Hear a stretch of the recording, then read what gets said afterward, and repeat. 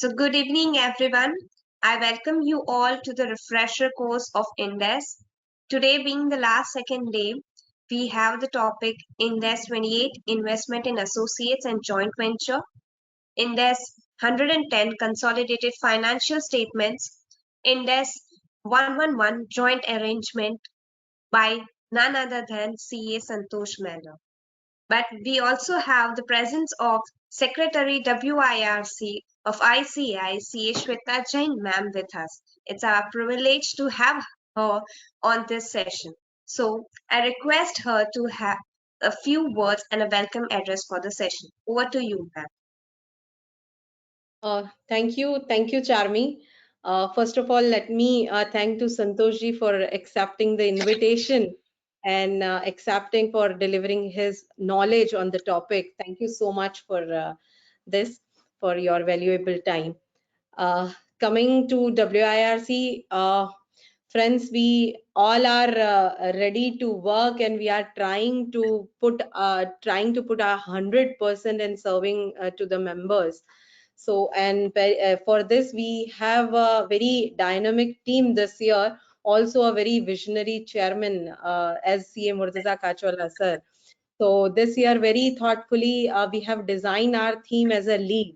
And under his leadership, we all are ready to leap towards excellence, achievement, and development. And that is our theme in a shorter version is lead. So it's a combination of 5 goals which we have set out for ourselves.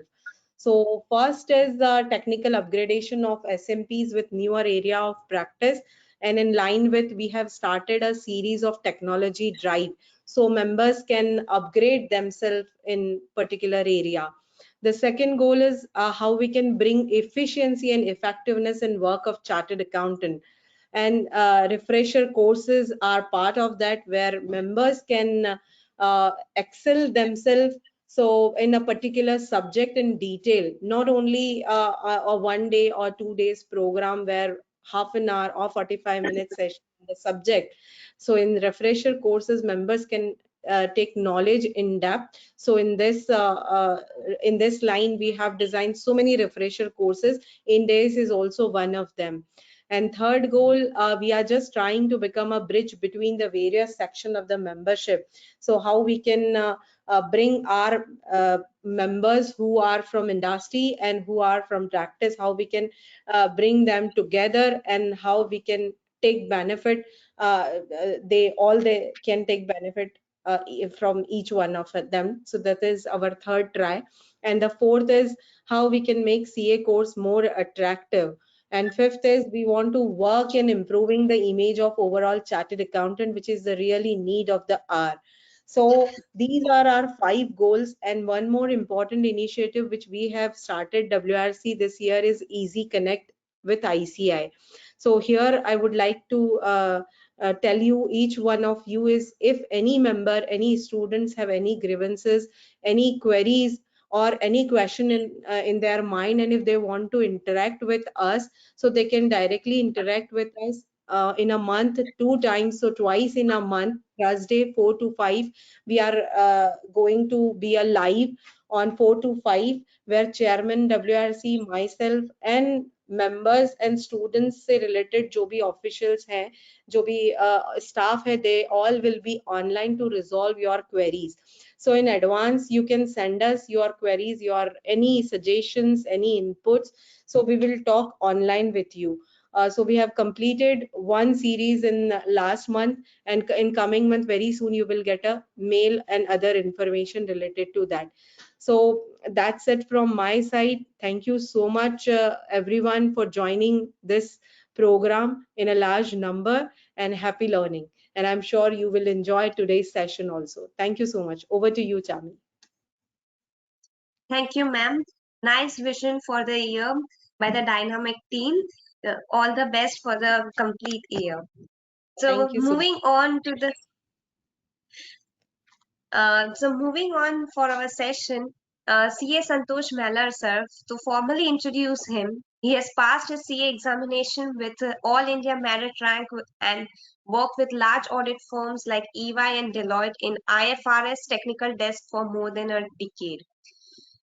He has over 16 years of professional experience in accounting advisory services and audit assurance, including in large audit firms, and extensively worked on IFRS, Ind AS audit, and conversion engagement for several large companies in India as well as internationally across diverse industries.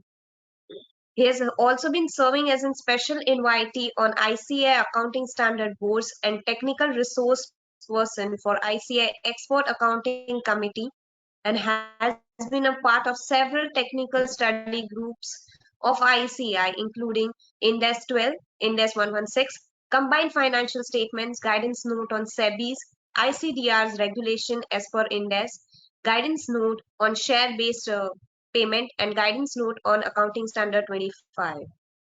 He has been authored accounting books including Ind AS Practice, Demystified of Walter Cooler, Guide to Ind AS under Matt Taxman, and Practical Guides to Ind AS 115, Ind AS Accounting Manual, and Accounting and Auditing a Checklist Approach. He has been a member of Accounting and Auditing Committee of Bombay Chartered Accountants Society. With this brief introduction, I request Santosh Maller sir to take over the session. Over to you, sir. Thank you, Charmi, and thank you, Shwetaji, for setting the tone and for the kind introduction. And also thank the team for giving this opportunity. So, and very good afternoon to the participants. Friends, as you know, today's topic is on consolidation and equity method. Essentially, there are three standards that we will be covering today. That is Ind AS 110, Ind AS 111, and Ind AS 28. Friends, as we know, when Ind AS was introduced about 5 years back, of course, it happened in phases. But one of the most difficult areas was consolidation. Ind AS has various new concepts like de facto control, potential voting rights that have to be now considered for the purpose of control assessment, substance over form, de facto agent, so on and so forth. We will of course have a look at all these new concepts during the session, but consolidation is an important aspect of Ind AS. We know that internationally, what happened was in 2008, just to kind of give you a bit of a very brief background.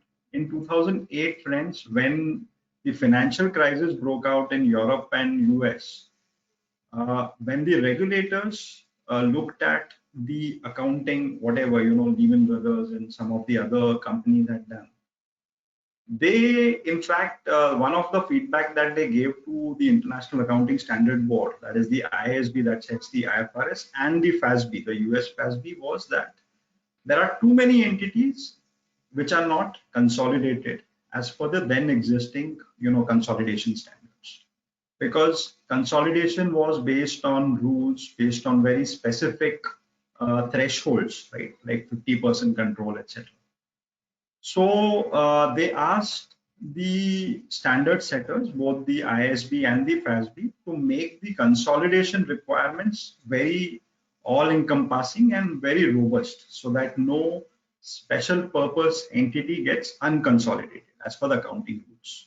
Because strictly speaking, companies like Lehman Brothers and Freddie Mac and all those companies had strictly followed the consolidation requirements then existing. So therefore, the two boards embarked on a journey of revisiting the consolidation requirements, and as a result of about 6 to 7 years of standard setting and research, it resulted in what we now know as IFRS 10 internationally, IFRS 11, and various other standards. In India, while we were adopting Ind AS in 2014-2015, during that point in time, these new standards were new, and therefore our regulators, the institute, as well as the MCA, as well as the NACAS, that time it was of course NACAS, now it's NEPRA, they thought that it's better to onboard the new consolidation requirements straight away, because it doesn't make sense having one consolidation requirements and then couple of years down the line jumping onto a new consolidation framework. And we know that under the Companies Act 2013, consolidation has become very important. As we all know, Section 129 requires consolidated financial statements to be prepared and presented. So the point here is that these consolidation set of standards have undergone significant change, not just in India, internationally also. And this is an important aspect of Ind AS. And we know that consolidation. What's the importance of consolidation that is there in Companies Act as well as the listing arrangement. So with that little background, let me just share the screen. So the way, before I do that, the way I have structured this session today is that for first half an hour or maybe 45 minutes or so, we will just take a quick refresher of the requirements of the standards. I'm sure most of you would be fairly familiar with the basic requirements of the standard. So I have just I'll just touch upon the new, the requirements, key requirements. And then I have identified some case studies that we can go through, because the more examples and illustrations that we go through, it will be a better refresher for us. So with that, let me just share my screen.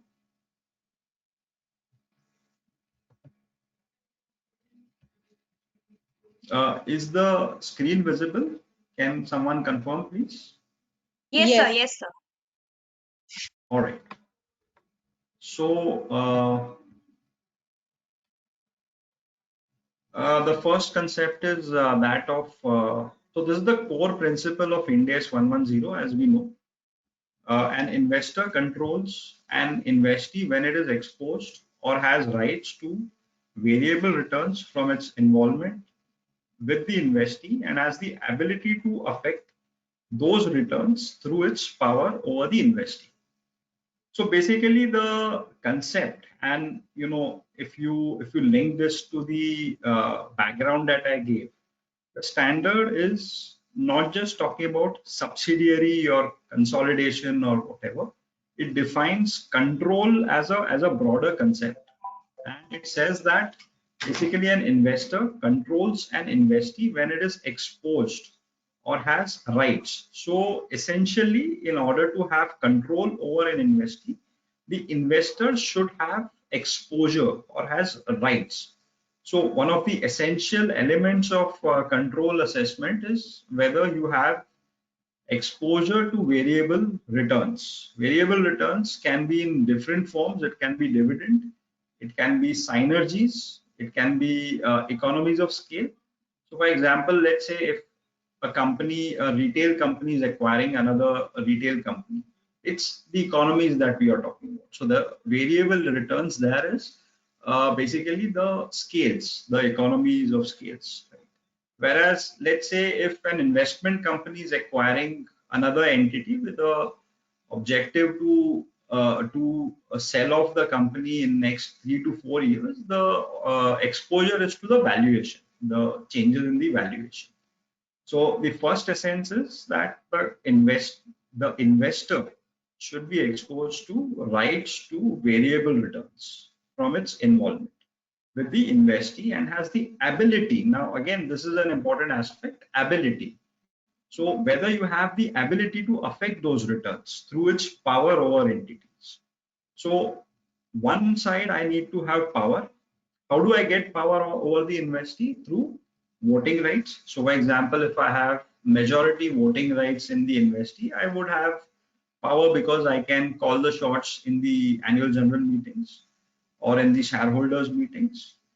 Power can be also be there through shareholders agreement. So for example, in many cases, while the articles of association of a company would be quite standard, the shareholders agreement between the two shareholders determine the powers as to which investor would be calling the shots so far as the most important decisions are concerned amongst the investors. So therefore, power can be borrowed through voting rights or through shareholders agreement, or in certain cases there can be the design itself, the way the investee is structured. So for example, let's say if I have a special purpose, if let's say if I have a entity which is not a subsidiary, but the way the entity is structured, the operations are structured, that it's tailor made for me. So for example, if I'm talking about a ESOP trust, okay, a share options trust, employee share option price trust. In that case, the ESOP trust wouldn't do anything else apart from administering the ESOP of the employees of the company, and therefore there is a power by virtue of the trust deed and the structure of the ESOP trust itself. It will be a controlled entity so far as the company is concerned, irrespective of the company not having any single share, okay, holding a single share in that ESOP trust. So the crux of this definition, this principle, is that you should have exposure to variable returns, you should have power, and you should have the ability to use the power to influence or to affect the variable returns that you have. The objective of this single model of consolidation, so you won't have different consolidation rules, for example, for subsidiaries, joint venture, or associates. Basically, control or joint control, the concept of control is similar in all these standards. There is nothing, it doesn't confine itself to control from the perspective of Companies Act. We will of course see the difference between what is considered to be control under Ind AS and what is considered to be control under Companies Act. So as I said, there are three essential elements of control under Ind AS 110. First is power. So you have to determine which party, if any, has the power, that is the ability to direct relevant activities. Power arises from rights, which may include voting rights. The most common form of power is through voting rights, right? Because you may have majority voting rights. So for example, recently in case of, we saw that feud between it's all in public domain now, between Tata Sons and Cyrus Mistry. So the question was whether voting rights will be good enough, the substantial voting rights will be good enough to amend the articles of association of one of the companies. So again, if that's good enough, then you have power. If it's not, then you don't have power. Second point here is potential voting rights. So under AS 21, we know that Institute had once clarified that potential voting rights, and the standard in fact itself said, in fact AS 23 itself said that potential voting rights should not be considered for control assessment, right? It should be based on existing voting rights. So for example, let's say if you are holding convertible preference shares or convertible debentures or options, or rights to convert your instrument into shares through, let's say, a call option or a put option, those potential voting rights need to be considered for the purpose of control under Ind AS 110, but which was not the case under AS 21 or even under Companies Act, the provisions of Companies Act. So that is one of the new aspects of control under 110. Rights to appoint key personnel. So for example, if I have the right to appoint the chairman of the board of directors, who in turn has the casting vote in case of any dispute amongst the directors, in that case also you have the power to influence the activities of the investee company. So rights to appoint key managerial personnel or a director would be an important aspect that one will have to consider.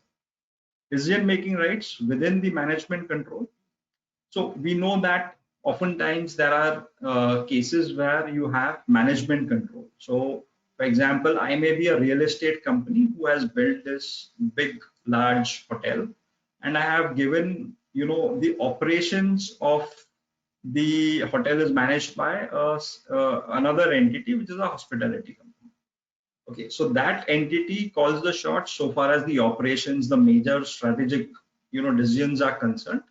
And the real estate company which owns the real estate is just concerned about its share of revenue or its fixed rent, whatever, as as the case may be.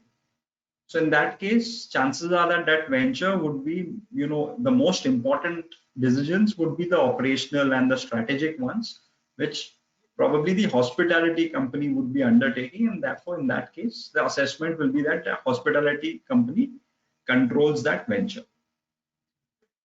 Removal or kick-out rights. Many a times in asset management sector or in financial services sector, you have arrangements where the one of the entities has the power, or one of the investors has the power to remove the investment manager, or to kick out one of the important members of the key management personnel, and therefore that can constitute power under Ind AS 116. One important distinction that 110 makes so far as power assessment is concerned is whether it's substantial rights or whether it's protective rights.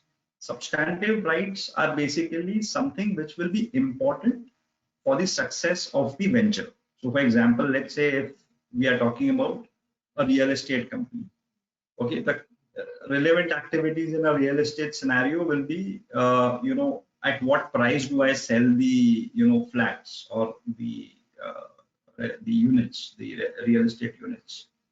How do I structure the layout, or who determines the layout of the real estate, project. So those will be the substantive, activities within that venture. Protective rights are basically the rights which come into picture only in exceptional cases. So for example, let's say if there is a force majeure clause, right? So for example, if Russia invades Ukraine, or a war-like situation globally, in that case, there will be a committee of, for the purpose of risk management, a committee will basically involve representatives of all the investors who in turn will take decisions for the benefit of the larger good. So in that case, it's more like a protective right, which will come into picture only in case of exceptional scenarios like a default or a force majeure, right? So those activities will not determine who controls or not, does not control a investee company. It's basically only a protective right. What is important for control assessment or for establishing power under 110 is basically who has the relevant activities, who calls the shots so far as the relevant activities are concerned. Relevant activities are the ones which are important for the success of that particular venture. The second step is returns. Determine what are returns. As I said, returns can be in various forms. It can be in the form of dividend. It can be in the form of remuneration. It can be in the form of economies of scale, cost savings. So by example, if you have control over one of the vendors, which basically whose operation gives you certain synergies for your business, in that case it becomes it's a form of returns, because you are having cost savings or economies of scale, or it's a vertical integration for the acquiring or for the investor. It can be for scarce product, it can be proprietary knowledge, synergies, or other returns that are available to other interest holders. The third aspect is linkage. So having determined who has power, and also determine what are the returns that one will have to look into, the third step is basically linking both the power and returns. So here basically you'll have to evaluate whether the investor has the ability to use its power to affect the investor returns from its involvement with the investee applicable. Determine whether the investor is a principal or an agent, considering the scope of its authority, rights held by other parties, remuneration, or exposure to variability from other interests. One thing I missed out saying is that returns can be both. It can be positive as well as negative or both. So it's not necessary that you need to have returns only in the form of positive returns. So for example, we know that, for example, private equity investors or VCFs may have positive interest or they may lose their investment also. So that is still an exposure to variable returns, right? It's not necessary that you only have upside.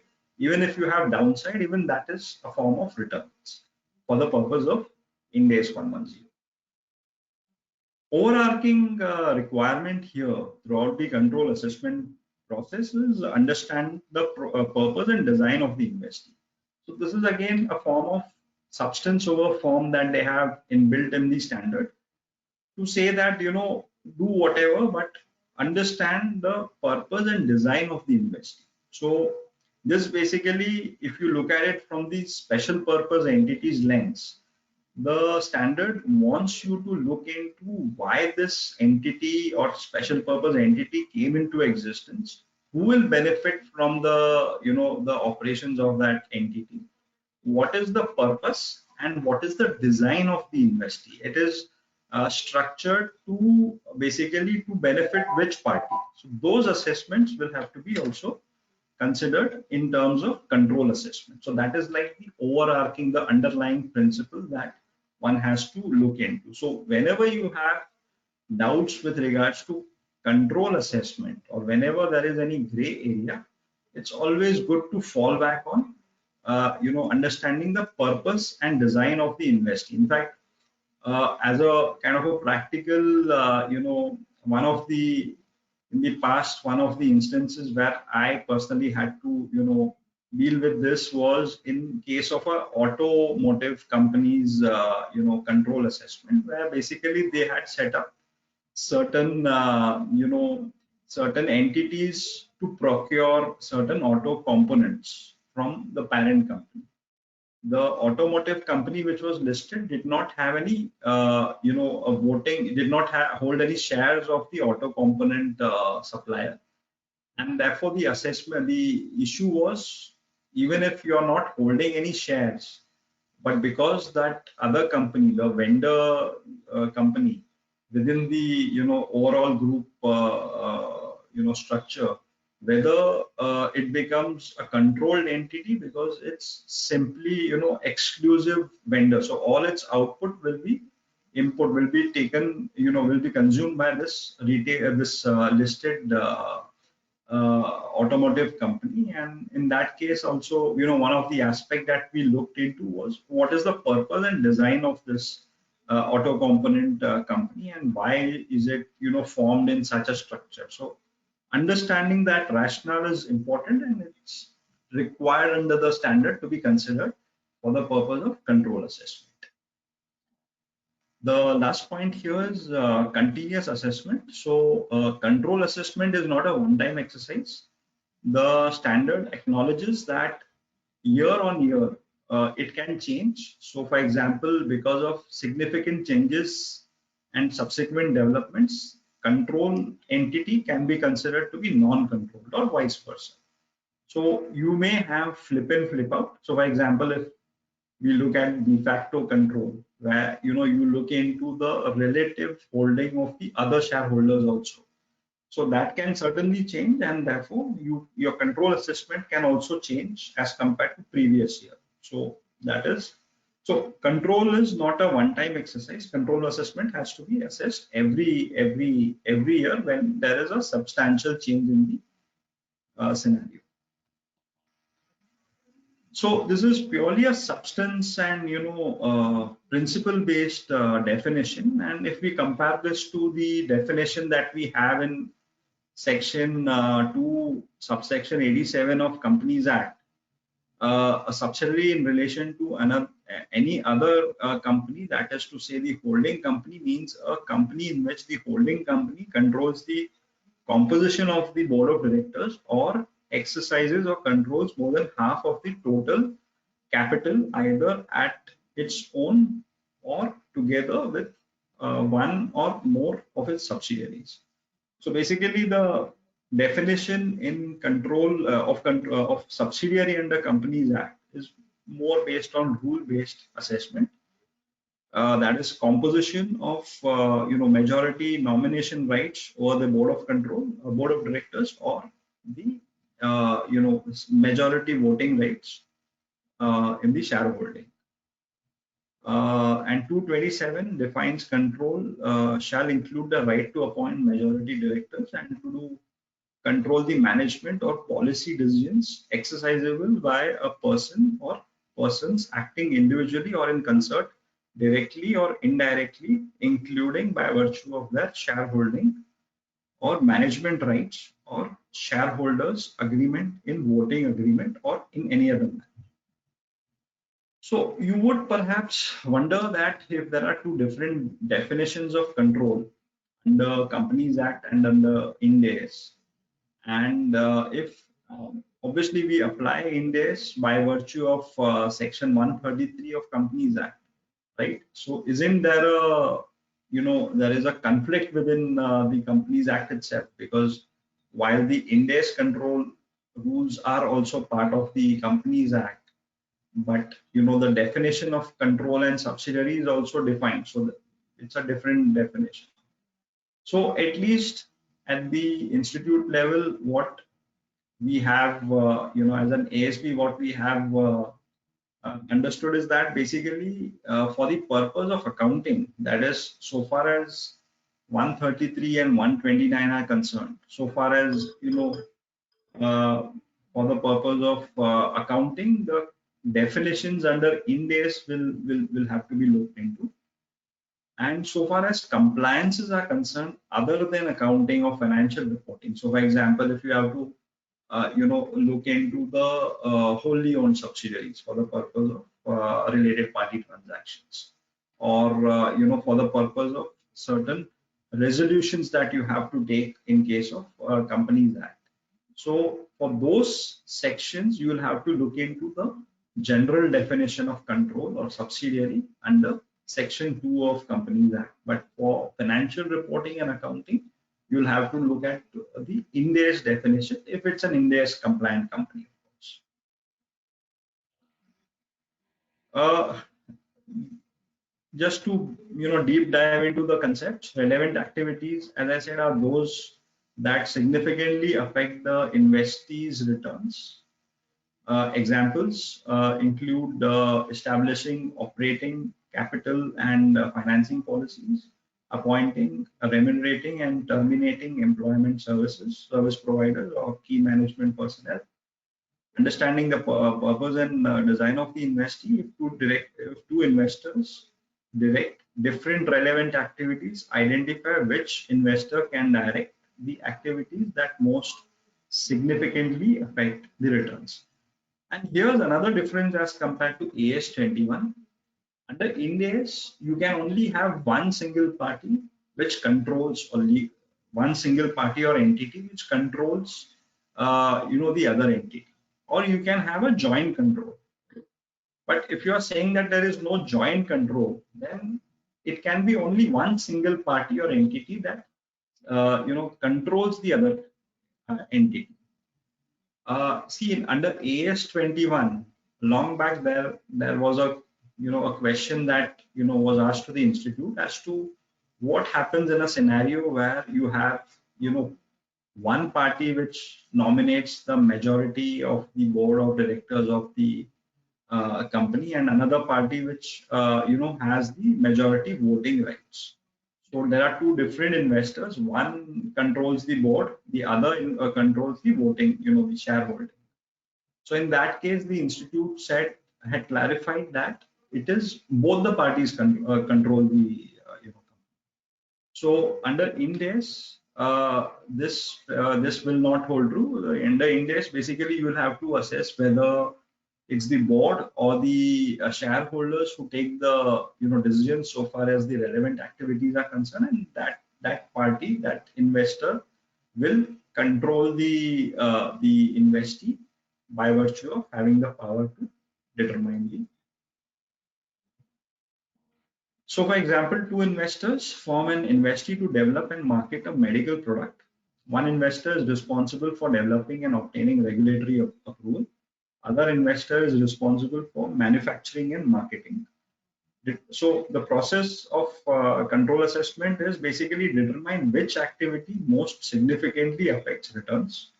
So is it the first activity, that is the developing or and obtaining regulatory approval, or the manufacturing and marketing? Okay, the factors may affect profit margins, effects of returns on each decision maker's authority, investors' exposure to variability of returns. So during the life cycle of this entity, you may have two different, investors who would control the company at different points in time. So, for example, during the earlier stage of this company, where developing and obtaining regulatory approval is important for the medical product, the first investor may have to be assessed. He may be identified as the person who controls, right? But later on, once you have got the regulatory approval, subsequently when you're looking at manufacturing, development and marketing, at that point in time, at that stage, those activities become more important, and therefore the second investor may be assessed to be controlling that entity. So as we, again, just to repeat, it's a continuous assessment. It's not a one-time exercise. So you will have different parties, controlling the entity at different points in time. Power is having existing rights that give an investor the current ability to direct the relevant activities. Main aspects of power arises from rights. It need not be exercised. So it's not required to exercise power, right? So for example, let's say if I'm holding majority voting rights in a company, and I never turn up in the shareholders meetings, right? I never cast my votes. That doesn't matter. As per the standard, you have a right to go to the shareholders meeting or attend it online and exercise your, cast your vote. So the fact that you never vote as a behavior doesn't really affect control assessment. Does not arise from protective rights. We discussed that.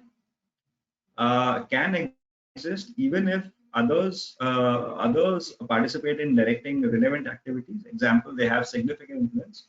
So the fact that some other party has significant influence over the power, over the operations of this company doesn't mean that this investor would not have control over it. So you may have different other companies or investors who would have significant influence but not control or joint control over the operations. Evidence that an investor directed activities in the past is an indicator of power but is not conclusive. See, these concepts, I won't again go much into it at this point in time. We will take few case studies and understand these things much better.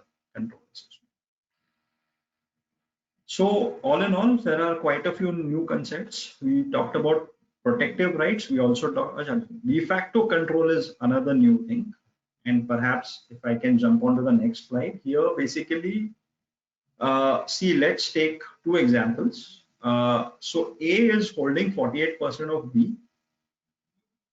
Okay, 52%, the remaining 52% is widely dispersed, right? So B is a listed company, 48% is held by A, and 52% is widely dispersed in such a way that no single individual shareholder would have the right to basically outvote A. In that scenario, as per one of the examples in Ind AS 110, A ends up consolidating B. Of course, when you consolidate, you would only take, of course, you would consolidate on a line by line basis, and all assets, liabilities, revenue, expense, etc. you will consolidate. And while allocating, you will only allocate 48% to the parent share and 52% to non-controlling interest, right? So even if I'm not single, I'm not the I'm not holding majority shares in B, I'll still have, control in this scenario. by virtue of this concept of de facto control. Second example, on your right hand side, you have C holding 45% of B, not too different from 48% that A was holding in B. Again, B is a listed company. The remaining 55% is spread in such a way that two individuals hold 26% each in D, and there are three other individuals who hold 1% each. So in this case, will C end up saying that C controls D? The answer is no. Why? Because these two individuals who hold 26% each in D can always come together and outvote C. So between them, they will have 52% shares of D, which will be much more than 45% of C, and therefore C can be outvoted any point in time. So therefore, in that case, C will not be assessed to be controlling D, but rather he may still have significant influence over D or whatever.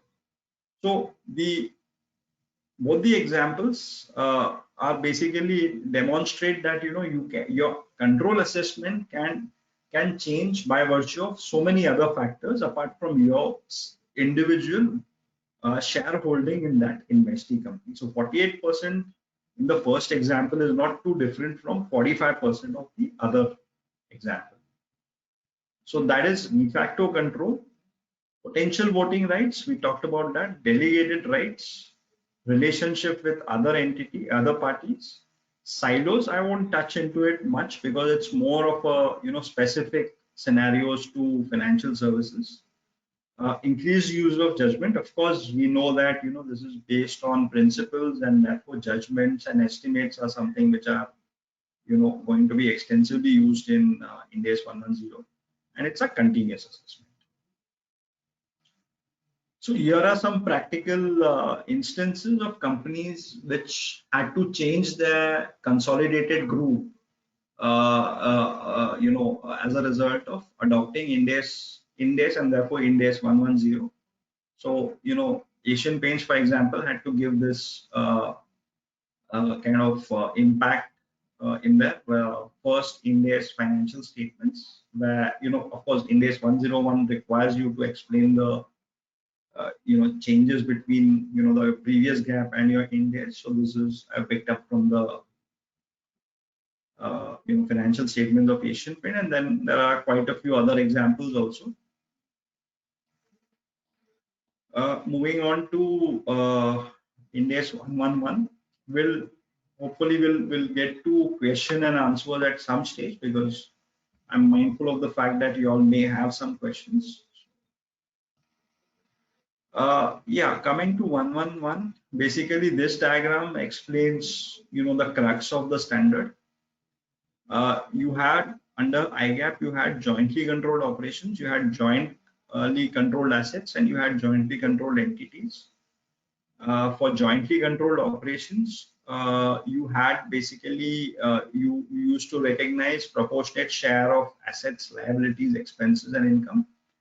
Likewise, for jointly controlled assets, you used to recognize assets and liabilities for your respective share, and jointly controlled entities were consolidated based on equity method or proportionate consolidation. Either it was a policy choice. Ind AS 111 is basically, it has two concepts. One is joint operation, where basically you have the parties with joint control have rights to the assets and obligations for liabilities of the arrangement. So in that case, you recognize the assets, your assets, basically your liabilities, your revenue and expenses. So this is not exactly the same as proportionate consolidation, but this is more direct. So you would end up only recognizing only your share, your assets, and liabilities, your share of revenue, your share of expenses, and you will not do it based on the total, your share of the total revenue, total expense, as you would do in proportionate consolidation. The other type of so joint operations are based on my experience of last 4-5 years. Joint operation are still rare in practice. You would find joint operations in, engineering businesses. So if you look at some of the, so Larsen and Toubro, for example, has disclosed some joint operations for its, consortium bidding, etc., for projects. You also have certain joint operations in real estate companies, and then again you would have it in oil and gas companies. So if you look at ONGC or ONGC Videsh, which is again one of its subsidiary company, you would find a few joint operations for some oil fields, etc. But other than those sectors, generally you wouldn't come across joint operations. Therefore, joint venture is more commonly, commonly found in practice. So joint ventures are defined as where the parties with joint controls have rights to net assets of the arrangement. So basically, the difference between joint operation and joint venture is that in joint operation you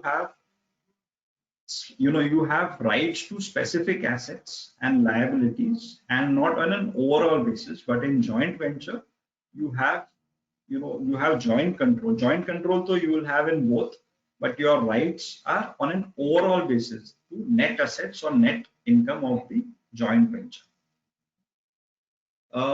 In terms of accounting, basically joint ventures are accounted for using equity method or one line consolidation. You're not permitted to do proportionate consolidation as we used to do under accounting standards, the IGAAP. So this is again one big change when it comes to Ind AS 111, that you are only permitted to do equity method account consolidation and not proportionate consolidation. Of course, we'll look into case studies to further deep dive into joint ventures. Coming to Ind AS 28, investments in associate and joint ventures. So an associate is an entity over which the investor has significant influence. Significant influence is the power to participate in the financial and operating policy decisions of the investee, but not control or joint control of those policies. So this is again pretty much the same that we have been following, significant influence and associate. What is different is you do consider potential voting rights for the purpose of a significant influence also. So, for example, if you are holding any CCPS or convertible instruments, those instruments need to be also considered for the purpose of existence of significant influence. So, when an entity holds directly or indirectly, example through subsidiaries, 20% or more of the voting power of the investee, it is presumed that the entity has significant influence. In case the investor clearly demonstrates that the holding company does not give significant influence over investee, then this would not apply. So 20%, there is a reputable presumption that if you are holding 20% or more voting rights, 20% or less than 50%, then in that case you will have to say that there is significant influence, unless you can prove otherwise and clearly demonstrate that you do not, still despite of holding more than 20%, you do not have significant influence. Conversely, if you're holding anything less than 20%, it is assumed that you do not have significant influence, unless of course again you can prove that you have significant influence. So you will have to practically show that you will, despite of having less than 20%, somehow you have negotiated for power to appoint one director in, on the board, or access to financial information, etc., etc. So that in those scenarios you may still be able to have significant influence. In such case, if the investor clearly demonstrates the holding gives it a significant influence over the investee, then it would not apply. This would not apply.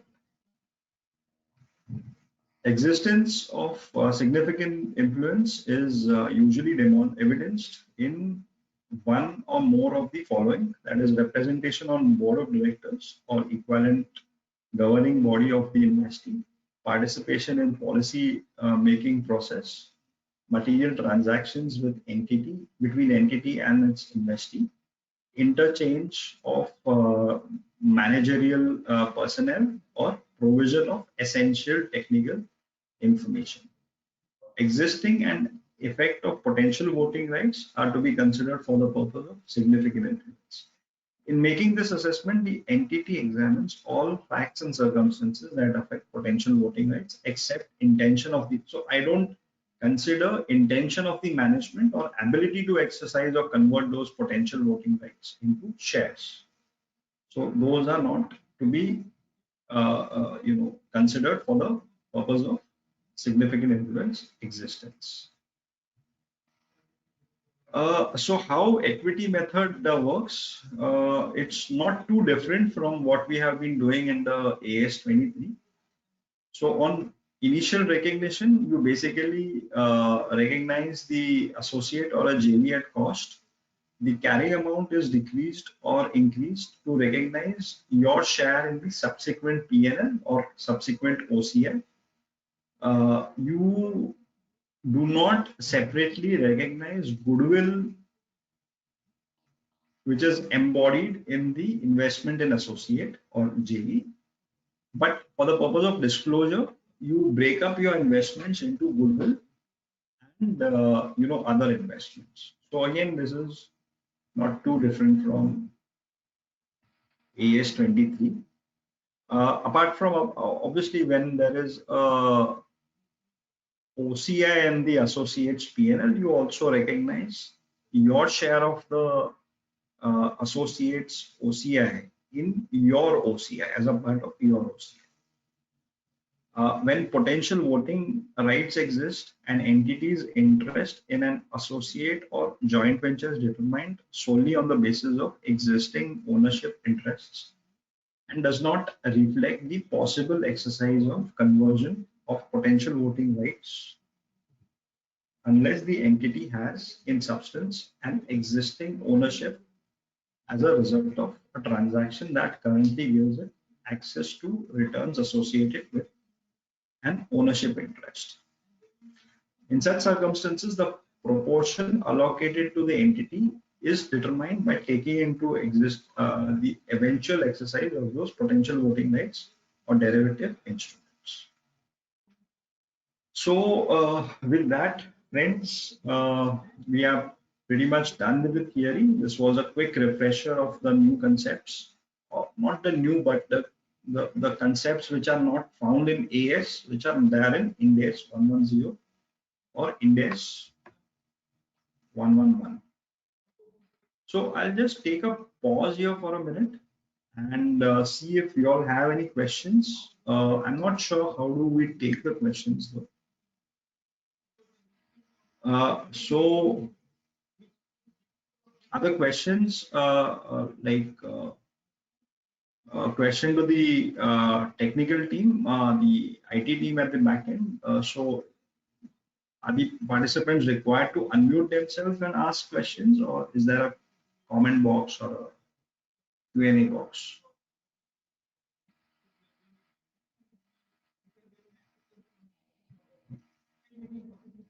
Okay, I'm not sure.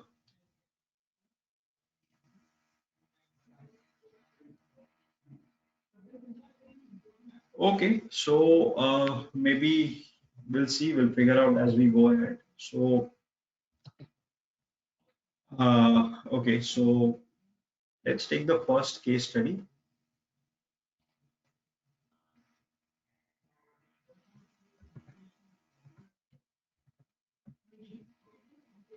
I hope my slides are still visible. Can someone confirm?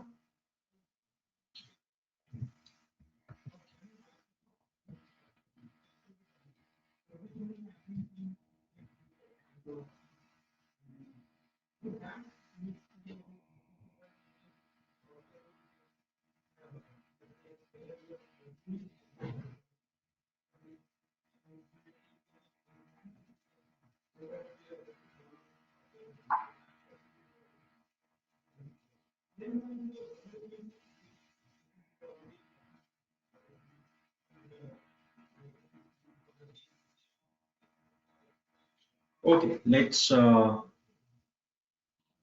take this first case study.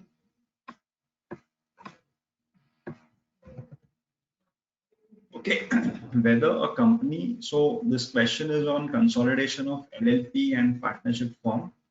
Let's see this, whether a company H Limited is required to consolidate its subsidiary, which is a LLP or a partnership form. So would the answer be different if the LLP is an associate or a joint venture of H Limited? So very often we come across scenarios where companies have become partners in an LLP or a partnership firm, and the question arises as to whether they need to be accounted for in the standalone financials itself, or whether they need to be consolidated. And what happens? Can you have a scenario where you are not controlling the LLP, but if you're holding, if you're a partner, but you're not controlling the LLP, and you're, and so you're having significant influence over the LLP. So as per Rule 6 of Companies Accounts Rules 2014, under the heading Manner of Consolidation of Accounts, it is provided that consolidation of financial statements of a company shall be done in accordance with the provisions of Schedule 3 of Companies Act, to the Companies Act and applicable accounting standards. Paragraph 2 of Ind AS 110 requires an entity, the parent, that controls one or more other entities or subsidiaries to present consolidated financial statements. From the above, it may be noted that under Ind AS 110, any entity that is controlled by an investor is its subsidiary, irrespective of the fact of whether it is a company or other type of entity such as an LLP or a partnership. Accordingly, in the given case, H Limited is required to consolidate its subsidiary, which is an LLP or a partnership firm, even if the LLP or a partnership firm is an associate or a joint venture of H Limited. Then also the LLP and the partnership firm is required to be consolidated. The method of consolidation are as prescribed in Ind AS 28 and Ind AS 111 shall be followed. So the answer is that yes, it doesn't matter if the subsidiary is a company or an LLP or a firm. Irrespective of that, consolidation still triggers under law, and therefore you need to present consolidated financial statements, even if you don't have control. But if you have joint control or significant influence over the LLP or the firm, in that case also you will have to present consolidated financial statements. Of course, you will do consolidation using equity method. The second case study,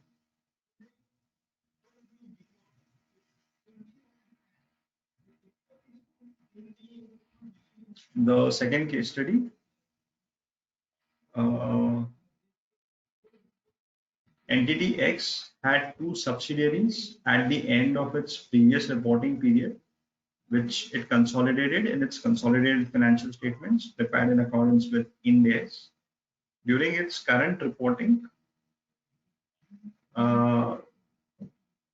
current reporting period, X disposes of its investments in both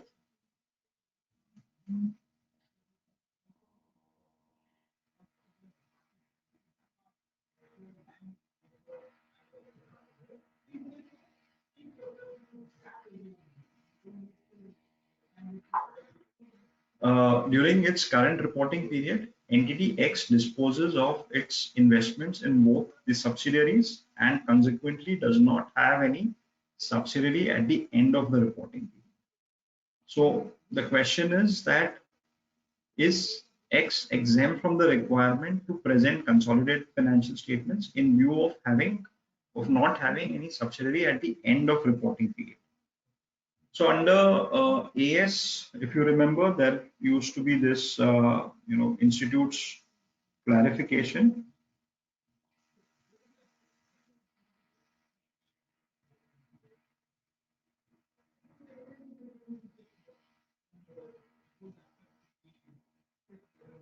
So let's see the answer. So paragraph 22 of Ind AS 110 states that consolidation of an investee shall begin from the date of investor obtains control over the investee and ceases when the investor loses control of the investee.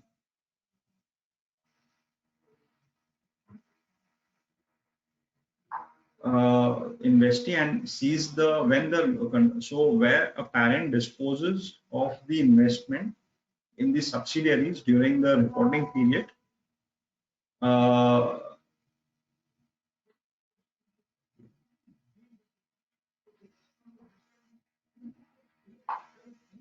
where a parent disposes of its investment in the subsidiary during the reporting period, it is required to consolidate such subsidiaries until the date it loses control during the reporting period. This requirement applies in all cases of loss of control or disposal of subsidiary, including cases where the disposal results in the parent not having any subsidiary at the end of the reporting period.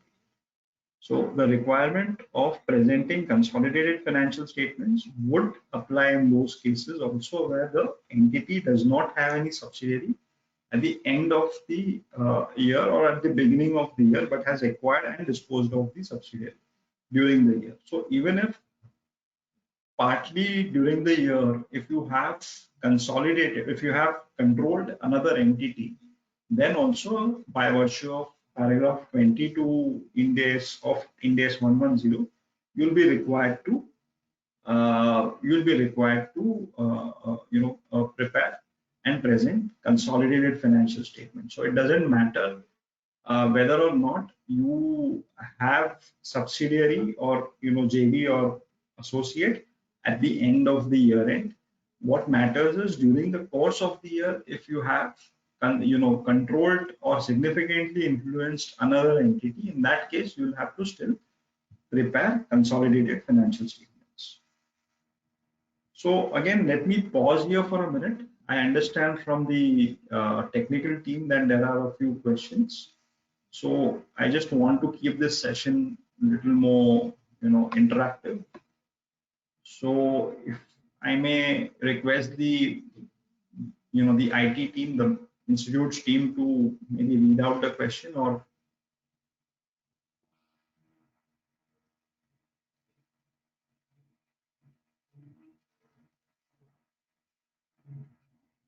कुछ questions है comment box में.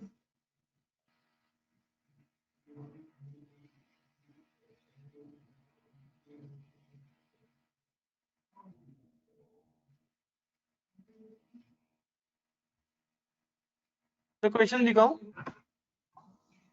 Yes, please. Yes, please. You can read out also.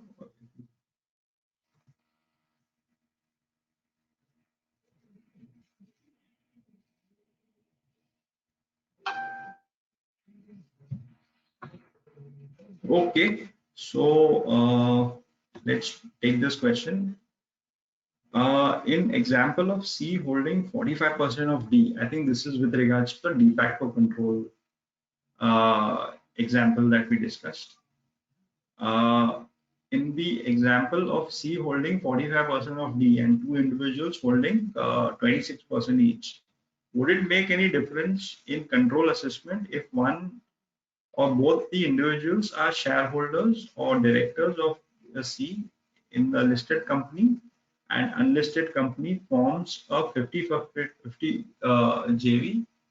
So Ind AS is applicable to JV, but unlisted company needs to use proportionate consolidation for consolidation as per accounting standard. How to merge Ind AS FS of a JV with a normal AS FS in unlisted company or unlisted company needs to move to Ind AS. So I think it's a long question, but what I understand is the first part of the question is that in the de facto control example that we took, where one individual holds 45% in another company, in a listed company, and two other individuals hold 26% each.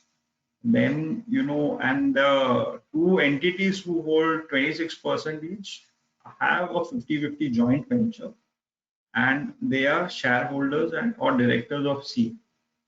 So just to answer that, yes, if they are shareholders or directors of C, uh, in that case, it will affect the assessment, and it will further strengthen the assessment that C controls D. Why? Because it's not just holding 45% in the in D, which is a listed company, but also it's of course, one of the aspect is whether it's acting, it's acting on its own, or whether it's acting on behalf of the individuals who are its own shareholders and directors.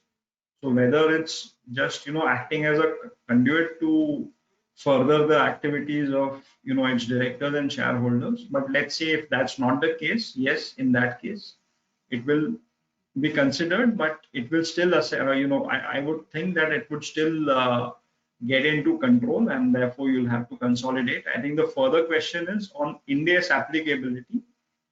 So a listed, okay, so that's a different question. Looks like a listed company and an unlisted company forms 50-50 JV. Ind AS is applicable to JV, but unlisted company needs to use proportional for the consolidation of as per accounting standards. Okay, so it looks like the unlisted company is a AS company and not a Ind AS company. And the JV is with a listed company and therefore an Ind AS company. So the JV will have to apply Ind AS, because if you are a JV of an Ind AS company, then you have to apply Ind AS. The question is from the Ind AS perspective or Ind AS applicability perspective of the other JV partner, as to whether that company is required to adopt Ind AS. So that is one ITFG that the institute has had issued on Ind AS applicability, that it doesn't apply from an associate or a JV to an investor. So it's not, Ind AS applicability, the rules are that it flows down, and it flows up only for holding companies. So it's holding, subsidiary, joint venture, and associate. But from associate, it is not necessary that you apply Ind AS as an investor. So therefore, it's not necessary that you have to apply Ind AS as the other JV partner. Difference between joint venture and joint operations, we will discuss this in subsequent case studies. Basically, the difference is that joint venture where you have overall interest. So for example, if you have formed a company, and let's say if it's a 55-45 or a 50-50 kind of a joint venture, you have a share in the residual interest of that company. Whereas in joint operation, it's like this. See, if there are two real estate companies, we are jointly building one, let's say real estate or residential project. कुछ cost आपके हैं, कुछ cost मेरे हैं, कुछ share, मतलब certain flats I'll be selling, certain flats I'll be entitled to sell, and overall there will be a net settlement based on whoever sells. So in that case, there is specific identity of what is what is my share of that venture, or what is my obligation on a specific basis. It's not that के पूरा real estate project का cost उसका हम 50-50 partners हैं. So अगर वैसा है 50-50 partners है, तो it will become a joint venture. But if it's specifically identified that this belongs to me, this belongs to you. So in a large complex, let's say for example, there is a mall which is getting constructed, and there is let's say a cinema hall. So mall का जो भी है वो एक partner को है, cinema hall को दूसरे partner को. So in that case, it will be more of a joint operation. Okay, before I switch back to the case study, I think I'll take one more question. How is it practically possible to have the financials on cutoff date when the parent disposes of the shares in the subsidiary? Good question, practical question. So while paragraph 20 of Ind AS 110 says that consolidation is required, even if for part of the year you have had control on that company. So ideally on cutoff date, you should have, since you have been controlling the other entity for part of the year, before disposing of, before selling, the sale transaction is closed. Ideally, you should have the cutoff date balance sheet so that you can at least establish what's your gain or loss from sale of that subsidiary. Point to note here is balance sheet date पे आपको उसकी balance sheet की जरूरत नहीं है, क्योंकि आपने पहले बैलेंस शीट डेट के पहले ही आपने वो बेच दिया है और आपको गेन या इनकम ही बुक करना है. Okay, and for whatever part of that year you will need the sales, the expenses etcetera. So practically you will have to make sure that whatever you need to consolidate for part of that year from that erstwhile subsidiary, you have got it before you dispose it off. So hopefully that clarifies. I think there's one follow-up question. In example of C holding 45% of D, what is C is at present practically controls all of the decision. So in that case, yes, you will have to assess whether all the decisions of D, whether they are controlled by C. See, basically, it's not de facto control में आपको बाकी सब भी consider करना ही है. So, for example, by virtue of being the largest shareholder, you may have certain additional rights so far as nomination of board or KMP is considered. So those things will have to be also considered for the part of control assessment. See control assessment में 110 कोई चीज consider ना करने के लिए मना नहीं करता. Everything is to be consider. The question is that अगर आपको कुछ एक्स्ट्रा राइट्स हैं as 45% shareholder, then why has that investee, why has he given you those rights? Because if it's a listed company, then there are corporate governance requirements, etc., that are also applicable. So one will have to also get into कि कोई extra rights अगर दिए हुए हैं उस company ने तो क्यों दिए हुए हैं, and what is the consideration for that. Nobody will give you extra rights as an investor for free, right? So there would be some consideration, some extra investments. Somewhere you would have probably done single largest customer हो सकता है या vendor हो सकता है. So those things will have to be also considered for the purpose of control assessment. So let me just go back to the case studies so that we cover whatever I planned to cover. And then again, I'll come to this Q&A section. Entity H holds 40% and 6 other investors each hold 10% of a voting rights in entity S. An agreement among all the shareholders grant entity H the right to appoint, remove, and set the remuneration of management responsible for directing the relevant activities of S. To change the agreement, 2/3 majority vote of shareholders is required. Thus, entity H cannot be divested from its contractual right, since the combined voting power of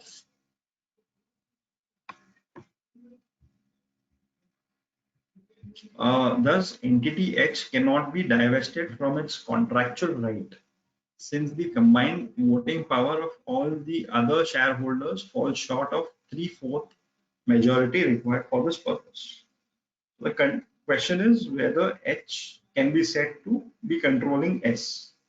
So the scenario is like this: H is holding 40% and there are 6 other investors who hold 10% each. There is a shareholders agreement as per which H has a right to appoint and remove and set the remuneration of management. To change the agreement, you need to have 2/3 majority of shareholders. Thus, the entity H cannot be divested from its contractual right, since the combined voting power of all the other shareholders falls short of 3/4 majority required for this purpose. So what do you think? Is H controlling entity S, or is it not? Is it just having significant influence?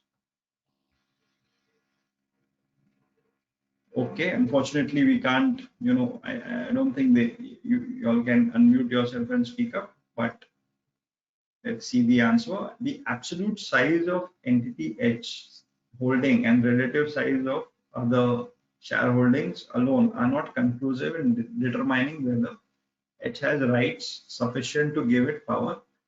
However, H has contractual right to appoint, remove, and set the remuneration of management responsible for directing the relevant activities of S.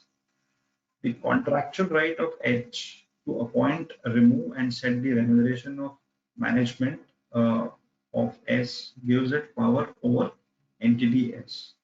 The fact that H might not have exercised its right, or likelihood of H exercising its right to select, appoint, or remove management shall not be considered when assessing whether H has power. So basically, this is the response. Basically, it is the right to appoint the management is a significant right, and therefore it is likely that this H controls S, and therefore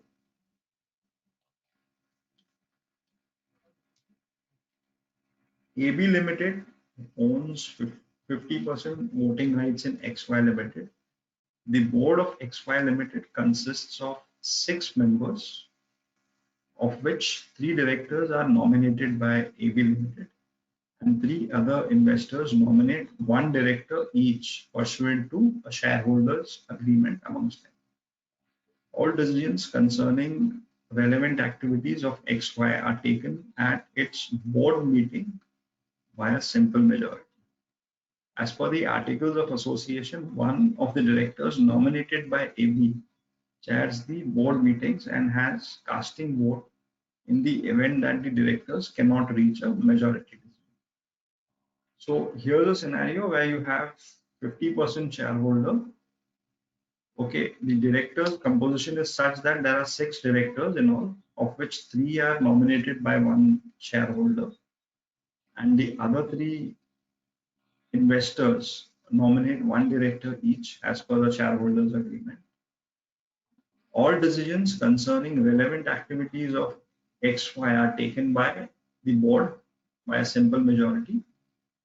As per the articles, one of the directors nominated by the 50% shareholder chairs the board meeting and has a casting vote in event the directors cannot reach majority decision.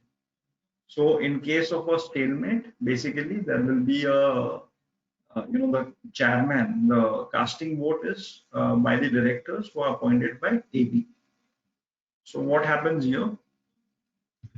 So paragraph 11 of Ind AS 110 states that power arises from rights.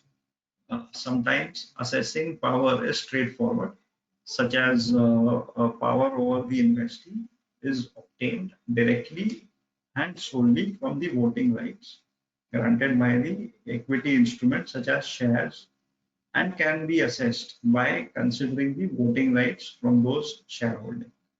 In other cases, the assessment will be more complex and require more than one factor to be considered. For example, when power results from one or more contractual arrangements. So in the extant case, AB Limited has,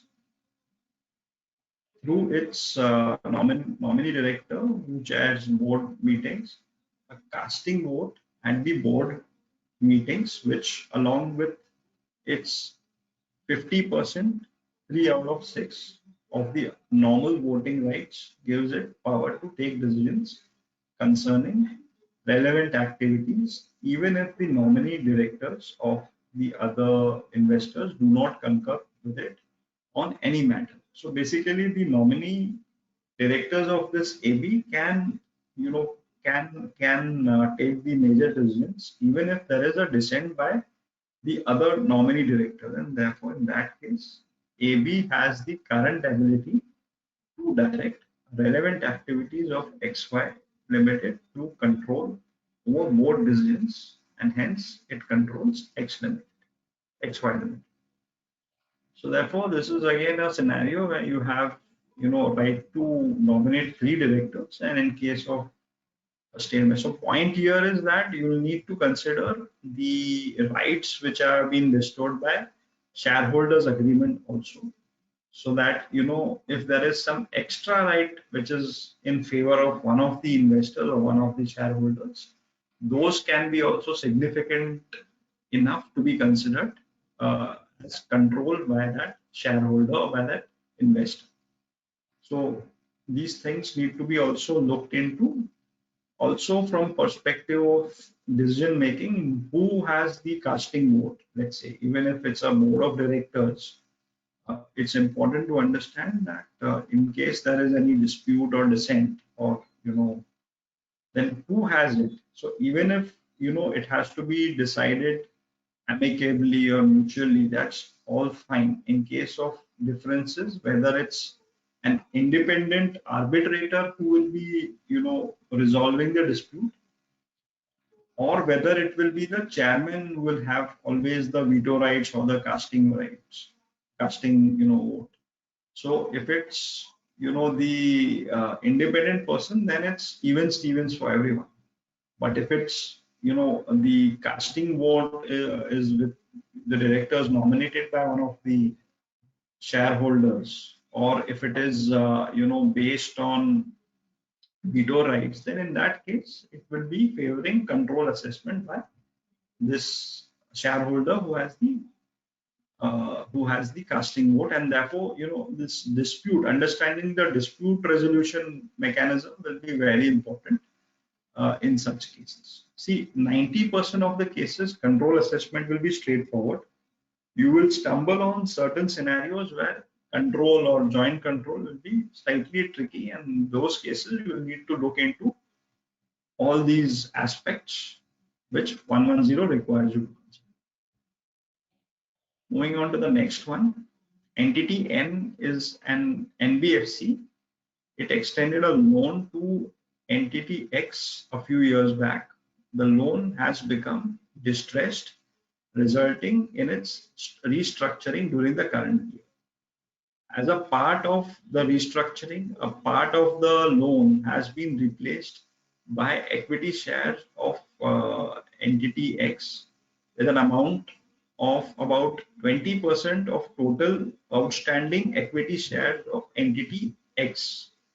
Besides, entity N has nominated some directors on the board of entity X.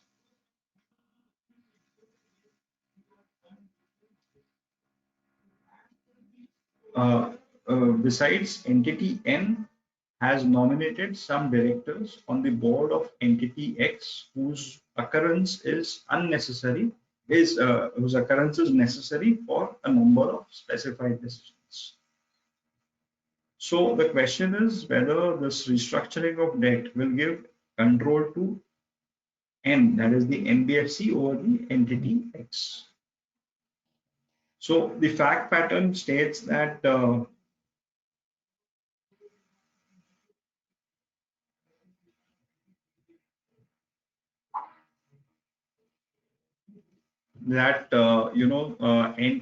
N has nominated some of the directors on board of X whose concurrence is necessary for number of, and this typically happens in case of IBC or any debt restructuring program, where you have the committee of creditors who are acting on at behest of certain certain lenders. So as a part of restructuring, a part of the loan has been replaced by equity shares. So certain loan has been converted into shares, by virtue of which N holds about 20% of the shares of X. Question is whether this is good enough for N to be saying to be controlling X under Ind AS 110.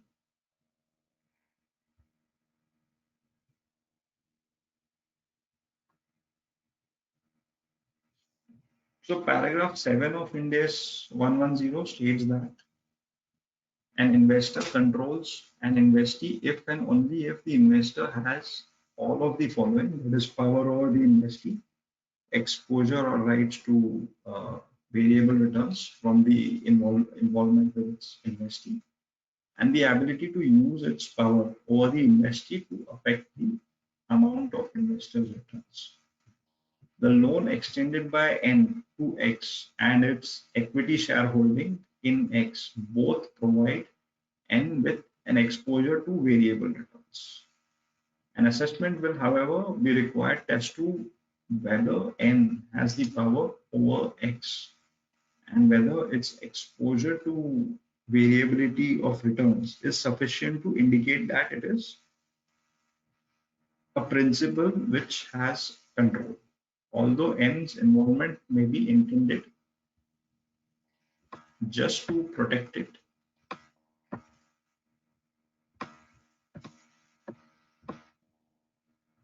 yeah. Although N's involvement may be intended just protect it from further loss, if N has the power to make decisions concerning relevant activities and is considered to have sufficient exposure to variability, it has control. It may be useful to consider what decisions are in the nature of participation in the management of the business as contrasted to those that are protective in nature. So basically, the crux of the response is that because N is a lender essentially who has subsequently become a shareholder, uh, the powers that the nominee directors would have, N's nominated directors would have, whether they are all encompassing or whether they are only to protect the interest of the of N. So if they are merely protective in nature, they will not have to be considered for the purpose of control assessment. But if they are substantive, that is,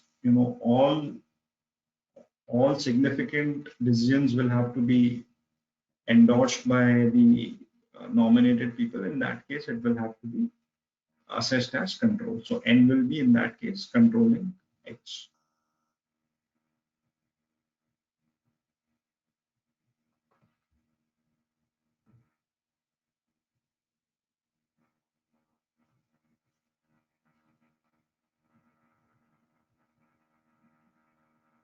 Following are illustrative indicators which may be evaluated where a restructuring resulted in N obtaining control over X. Is the management team of X acting in capacity as an agent of for N?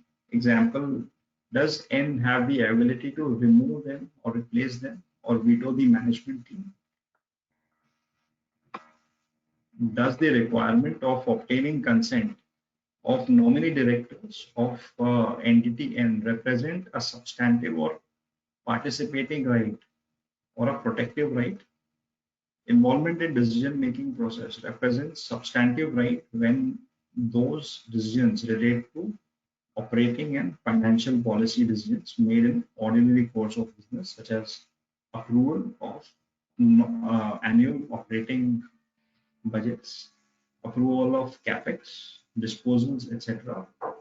That would be expected in normal course of the entity's business, etc. In case N vetoes certain decisions and there is a deadlock, what is the mechanism of resolving? So dispute resolution mechanism or deadlock resolution mechanism is again one of the aspects that needs to be considered in such cases.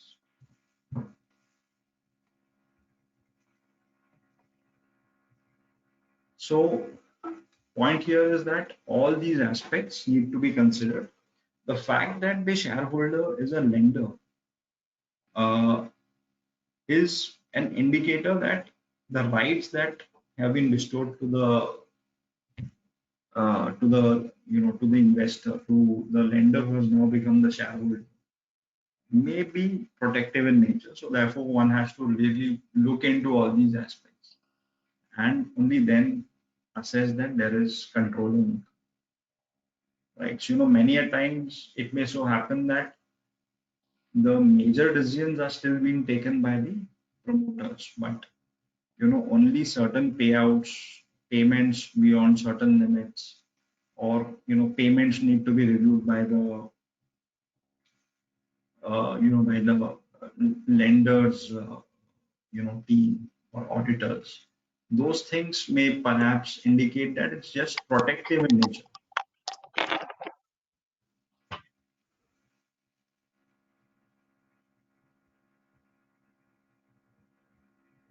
Okay, moving on to the next one. AB grants a loan to BC Limited. BC Limited provides the shares held by it in AC Limited as a security for loan. However, AB does not gain the voting rights associated with the shares in AC unless BC defaults on the loan. So BC Limited owns 80% of voting rights in AC Limited and consolidates AC as a subsidiary. The question is whether shares provided as security for loan provide power to AB Limited or AC Limited.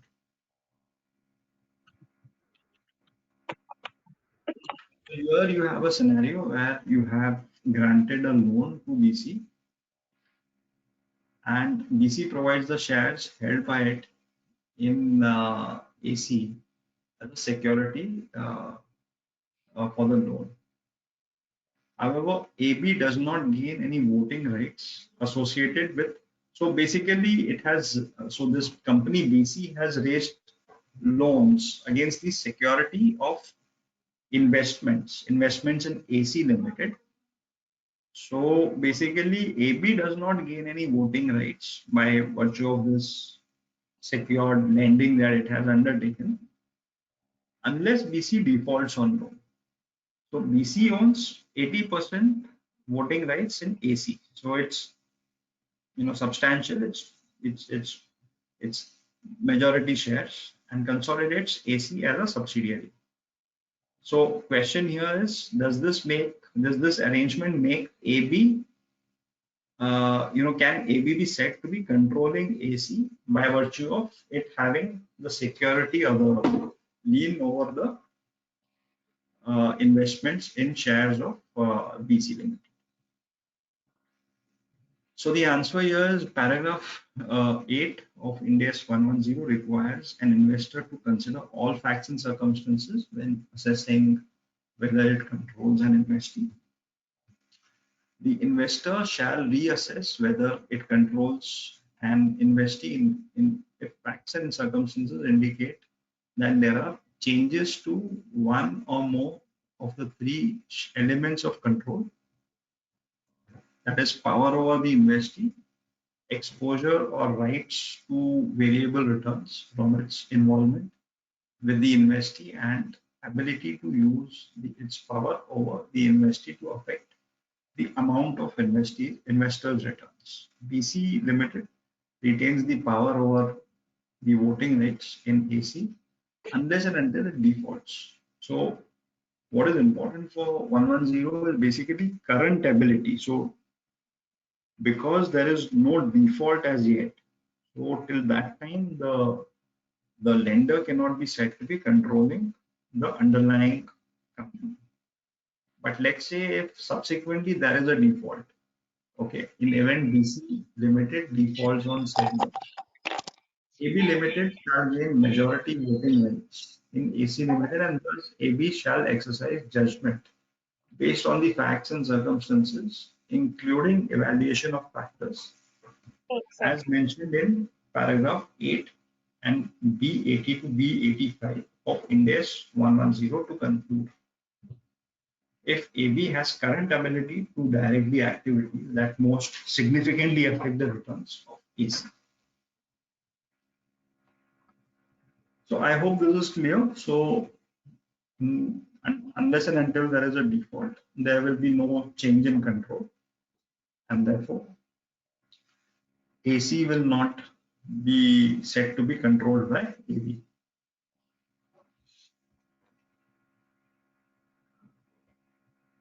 AB Limited holds 90% equity shares having an aggregate face value of 90% in ABC out of its total issued and fully paid up equity capital of 1 lakh.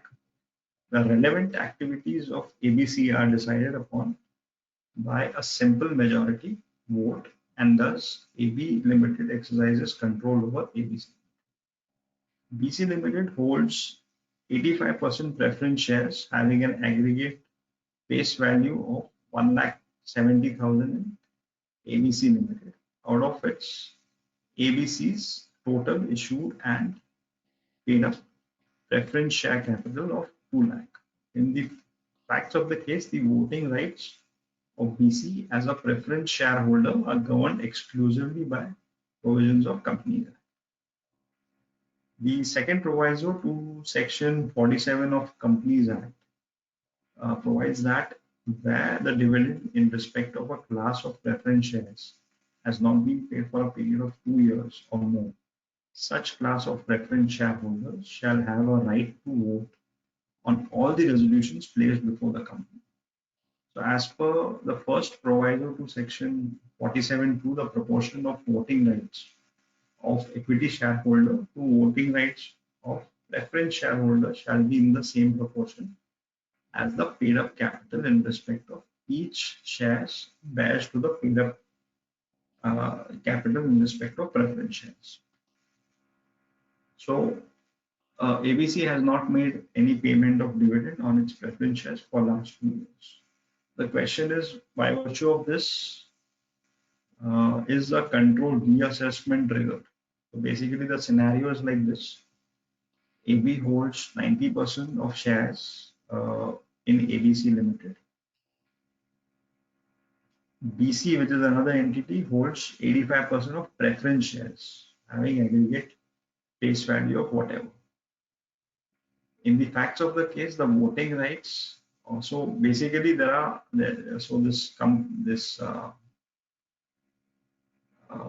ABC Limited has not paid any preference shares dividend since last 2 years, and therefore, by virtue of Section 47, subsection 2, the preference shareholders can vote on all the resolutions. So, question here is, does this make BC the parent of ABC, because it can now vote on all the resolutions? So here the answer is that paragraph 8 of Ind AS 110 requires an investor to reassess whether it controls an investee if facts and circumstances indicate that there are changes to one or more of its 3 elements of control listed above. In the present case, upon non-payment of ABC of dividend on preference shares for 2 years, BC Limited becomes entitled to 56% total voting rights over ABC Limited. And voting rights of AB in ABC stand reduced from 90 to 30%. Right? So there is a mathematical calculation that has been given. Hence, in the given case, in view of the change in the percentage holding of voting rights and considering the other factors of control as enunciated in Ind AS 110, BC should reassess control over ABC. So basically, there is a change. Both AB and BC should reassess as to whether, now by virtue of Section 47 subsection 2, whether BC has now become the parent of ABC Limited under Ind AS 110. So it may so happen that since it will be the single, 56% of the voting rights it has, and because it had it can cast its vote on all the major resolutions, then it becomes whether it is in a position to affect the relevant activities or the major activities ABC.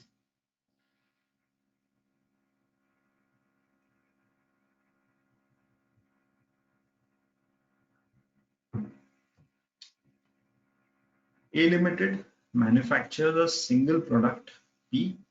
It supplies almost 85% of quantity of the product P manufactured by it to B Limited. Remaining 15% is supplied to other retail customers. So there's a single largest customer. B Limited neither has any decision-making powers regarding the manufacturing operations of A, nor any other involvement in A Limited except placing purchase orders with it. The contract period is 3 years and can be renewed upon mutual consent. If the contract is not renewed, then either of entity is able to seek other customers and suppliers respectively. However, in case of early termination, penalties are levied on the terminating entity. The board of A operates and makes key decisions about its business independently. Further, A Limited is actively looking for new customers. So the question is, by virtue of being 85% customer, 85% of the products of P goes to A Limited, to B Limited, and therefore the question is whether B can be said to be controlling A Limited. But other than that, there is no participation that B has over A's operations. There are no, the relation is purely contractual, and there is no shareholding or investment like relationship between B and A. The question here is whether B has power over A Limited. Let's look at the answer. It seems that A Limited is an economically dependent on B Limited for its sales. However, other factors needs to be evaluated to assess B Limited's control over A Limited. Example, power to direct the day-to-day operations, making the key decisions, seeking customers and suppliers, etc. In the given case, A Limited has a unilateral decision-making powers over how to manufacture the product and is actively engaged in seeking new customers. Further, the key decisions about business of A are also made by board of A Limited without any involvement of B Limited. Thus, upon assessment of these factors, it is evident that B Limited does not have any power over A Limited. So therefore, this single, economic dependence on a single customer, a substantial customer, doesn't necessarily lead to control under Ind AS 110. There's a myth that if there is a single largest customer, it may end up controlling the other company. But having said that, one has to always look into the purpose and design and whether there is any extra right that you have. As a customer, significant customer, you may contractually be entitled to certain additional operational rights. Okay. But then whether it's those rights are in the nature of shareholders' rights, that's often the issue, and therefore one doesn't really find any customer controlling the vendor, even if it's a everything is taken, there is a substantially all the products of the vendor are consumed by the customer. XYZ hold 33% each of the voting rights in ABC Limited, and each of them have the right to appoint two directors, two board of ABC Limited. Apart from its equity shareholding in ABC Limited, X Limited also holds call options that are exercisable at a fixed price at any time, and if exercised, would give it all of the voting rights in ABC Limited. The call options are in the money, which means that the strike price is the fair value is the strike price is less than the fair value, and therefore it's it's um, it's profitable for the investor to actually exercise the call option. However, X's management does not intend to exercise the call option, even if Y and Z do not vote in the same manner as X. Question is whether the call option, that is the potential voting rights held by X, constitute substantive rights for the purpose of assessing power over ABC Limited, considering the management's intention of not exercising the call options. So call options generally do create a lot of discussions and deliberations under Ind AS 110. So anybody of you who comes across call options in any of the your companies or clients, then please look into this very carefully from the lens of Ind AS 110. So Ind AS 110 is silent on whether the option holder's intention to exercise or not to exercise the option is to be considered in assessment of potential voting rights. Paragraph B14 of the standard states that power arises from rights. The intention of management of X with regard to not exercising the call option does not affect the assessment of whether the option are substantive unless such intention is caused by barriers like economic or otherwise, practical difficulties such as identified in the above mentioned paragraph B23 of Appendix B to Ind AS 110, which may prevent or deter X Limited from exercising the option. Such options are in the money in absence of any barriers. The potential voting rights held by X are appearing to be substantive rights. So therefore, they need to be considered for the purpose of control assessment. So chances are that X may end up controlling the investing company.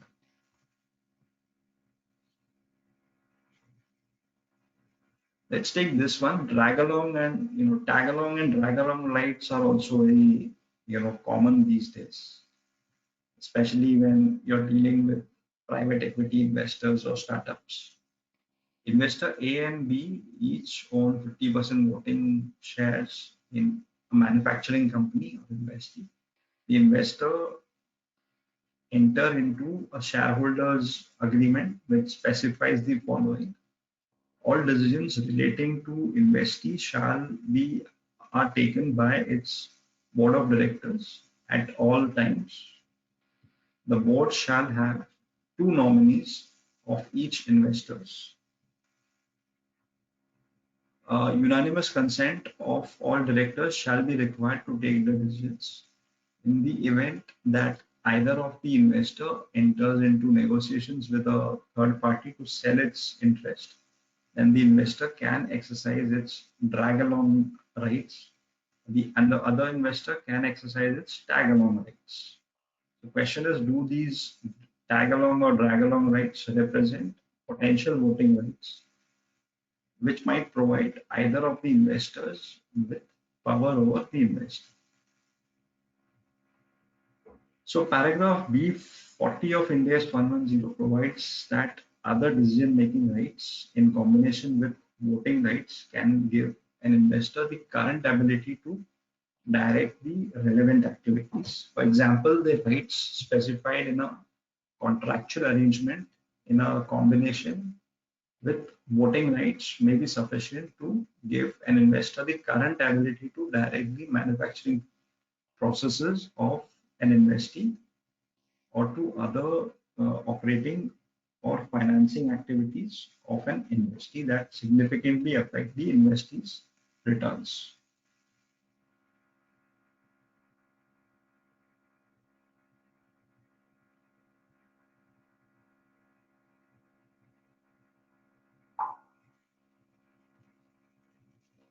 In the given example, the tag-along and drag-along rights represent a symmetrical exit right that could be exercised by either of the investor. Thus, they do not give either the investor the ability to obtain the voting rights of the other party. Therefore, the set rights in the given case do not represent potential voting rights. So, tag-along and drag-along rights would not necessarily, give the holders of the right much of, right to, potential voting rights to for the purpose of control assessment. So moving on to the next one. So in case anybody has any questions on any case study or even otherwise on these standards, please feel free to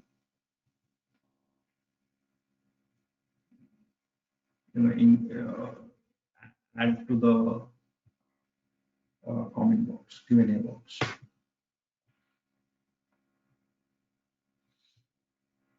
An investor determined that approving the annual operating budget of an investee is more relevant activity. Is okay. So here's an example where the investor has determined that approving the annual operating budget of an investee is the most relevant activity. The operating budget is detailed and management has little latitude to deviate from the budget. The investor has the right to veto its annual operating budget. If that investor does the veto the budget, management of the investee must redraft, repropose the budget, and resubmit the budget to the investor holding the veto rights. Whether the veto right is merely a protective right of the investor.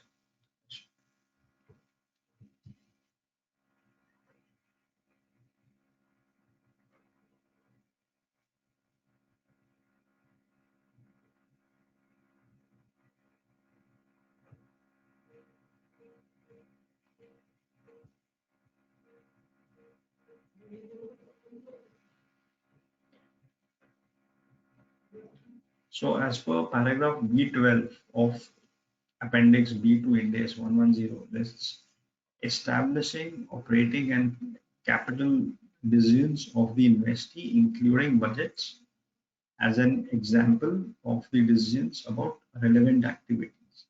The investee's returns. The veto rights may not merely be a protective right. Evaluating whether approving an annual operating budget is the most relevant activity will depend on facts and circumstances and requires exercise of judgment. Factors that may be considered are, but are not limited uh, to the level of detail in the budget. So it's not necessary that all the budgets are significant for the purpose of control assessment. These are the factors which need to be considered while figuring out whether those budgets are to be considered. The level of detail of budget that is required to be approved, whether the budget covers the relevant activities of the entity, whether the previous budgets have been challenged, and if so, the practical method of resolution, whether there are any consequence of budget not being approved. Example, may the operator directors be removed, whether the entity operates in a specialized business for which only the operator or directors have the specialized knowledge required to draw up the budget, the nature of the counterparty with budget approval rights and their practical involvement in the business. In the present case, since approving the annual operating budget is the activity that significantly affects the investee's returns, a veto right over annual operating budget would not be considered as a protective. So basically, budget most often will be considered to be substantive right, Why? Because if it is, detailed enough, if it covers the most relevant activities, and if it is generally discussed at the board level or at a governing body level, then in that case it becomes very important from the perspective of operations of the entity, and therefore this needs to be considered. So if you have an investor who has a right to approve the budget, then it means that it is a significant right from control assessment perspective. Okay, so many a times you may have come across scenarios where you have loan sitting in one group company and the qualifying asset of the project which is sitting in another group company. And the question is whether at consolidated level you need to have assess borrowing cost capitalization separately. So let's see this example. AB Limited has obtains a term loan from PQR Bank. The loan has been raised by AB Limited specifically for the purpose of making a further equity investment in BC Limited, a wholly owned subsidiary, which is in need of funds. So you have the holding company borrowing specifically to fund the project which is being done by a subsidiary. The said asset meets the definition of qualifying asset under Ind AS 23, that is borrowing cost, and is not excluded from the scope of Ind AS 23. Since equity investments made by AB Limited using the proceeds of borrowing does not qualify as a qualifying asset from its perspective, it expenses the associated borrowing cost in its standalone financials. On the other hand, since the proceeds of borrowings made by AB have not been provided by AB to BC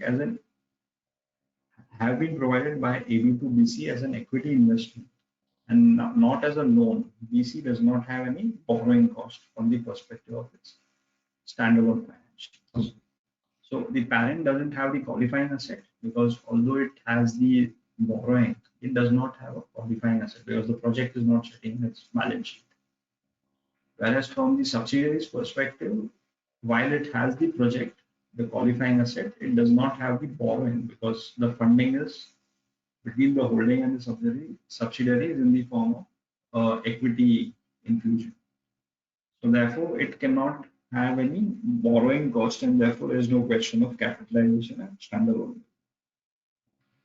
The issue is at consolidated level, when you do line by line consolidation, whether you will need to consider this from a group perspective, whether you need to relook at it from a group perspective as though you had borrowed as a group, since there is the group is the reporting entity, therefore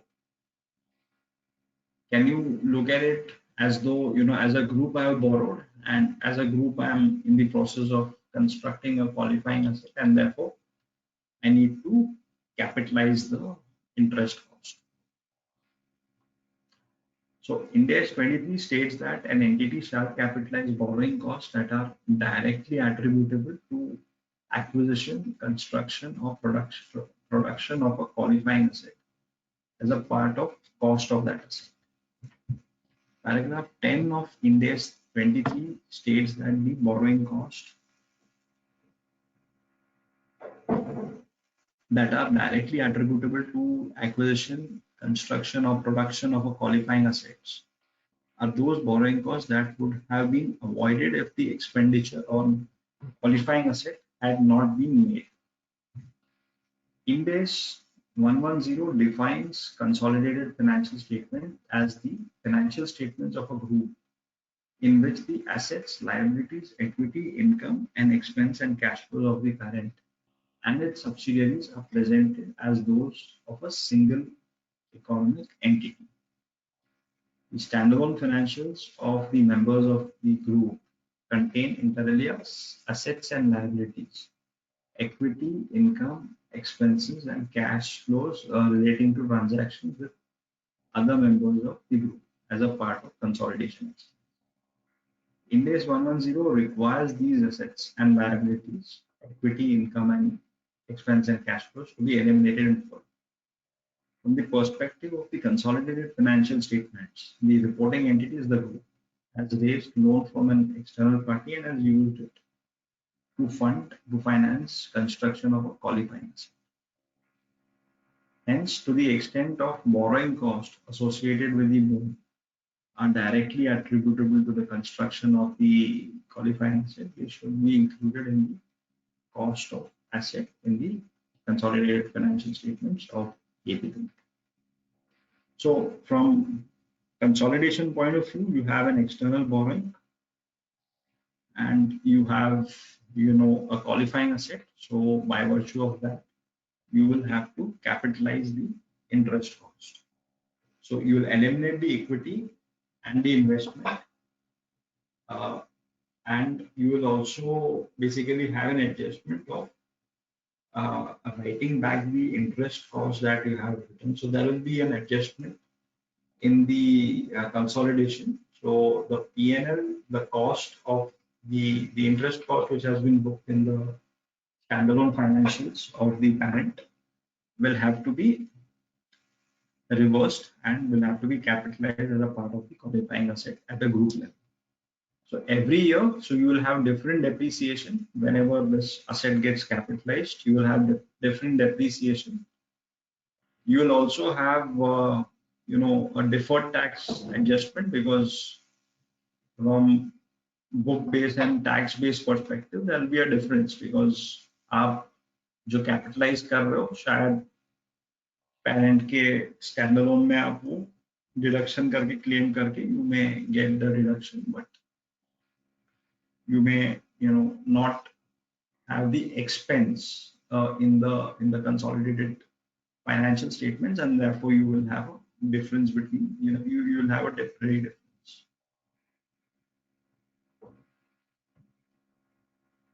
So this is an adjustment that one needs to look into when you have such project being funded across the group, not in the single legal entity but the overall group level.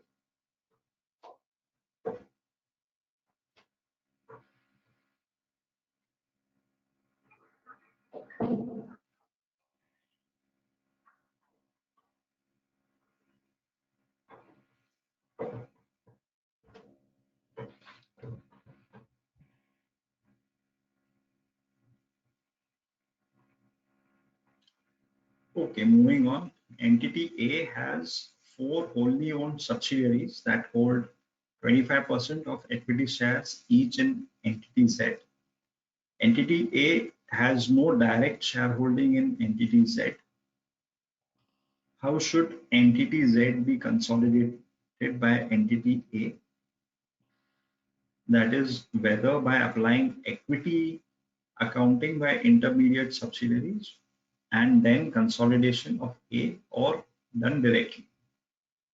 So here you have a group structure where you have 4 wholly owned subsidiaries who own 25% each in another entity.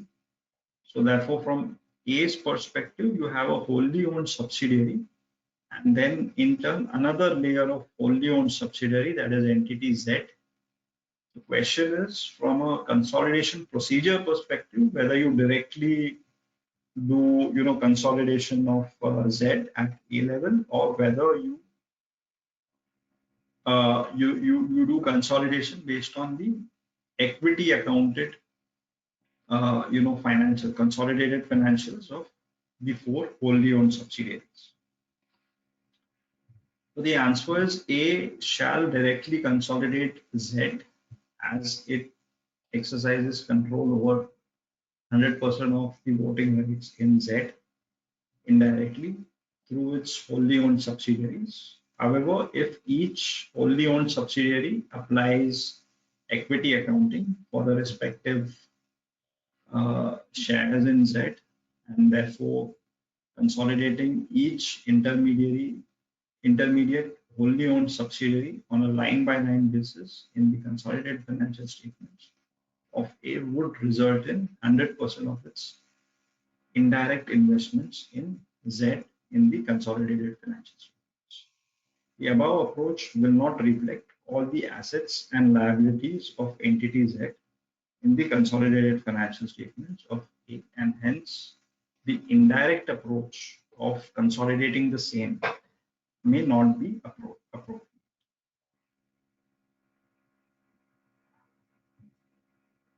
So answer is that you'll have to, if each of the wholly owned subsidiary applies equity accounting for the respective shares of in Z, and thereafter you will do a line by line consolidation of the wholly owned subsidiary. So basically, if you apply this, you will not reflect all the assets and liabilities of Z in the consolidated financial statement. So therefore, the indirect approach of consolidating may not be appropriate. So for example, the wholly owned subsidiaries may not have acquired, their respective shares of 25% in Z at same value.